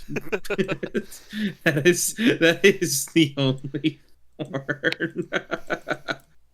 Old man Cadence wasn't coming off that shield, big dog. I see that. It would have had to been like a really impressive role play. I don't know. It wasn't in the cards. Y'all would have had to finesse that old man. Or just kill him and take his shit, but nobody wants to be murdered. We're not killing Cadence. That's what I'm saying. We're not doing that. That's not what we're doing. That's not what we're doing. But I'm just saying. It's not even an option, Luna. That's not even an option. DM said violence is always the option. That's what the DM said himself. That is true, but violence begins violence. I think I'm angrier than all of you. Unless? I mean, you are a wrathful god, are you not? That's that's it, though. Hell yeah. Well, boys, Rose to all the lore drops. I've been waiting. I really wanted to drop the Vulgrim Steel thing a lot sooner. I wasn't sure where I was going to put it, but I do like this. The Lich King is fun. I wish I could have nailed down the voice a little bit more. But yeah, Shiny Bones is a strong ass NPC. Not even have to say it. Rose to all roleplay tonight, from Tyrum and Michaelo bonding to Fang being an awkward kid. Fucking shout out to all of it. Shout out to Luna following visions of his sister. Maybe some stuff building with that insanity, and Rose to all of it. Rose to get it. Rose to how invested everybody is and how patient you all have been with the story. And Rose to finally deciding a direction. Because honestly, I didn't want to railroad you. You guys got to pick. And I like that we've decided to go investigate some fucking portals. Because fast travel is going to be so good. And I'm glad I don't have to fucking wait on this anymore. So fast travel is going to be so nice. But yeah, Bud to seeing what comes about in the next part of this at the Hall of Heroes. That is obviously a cameo back to first campaign where our side characters, almost got fucked.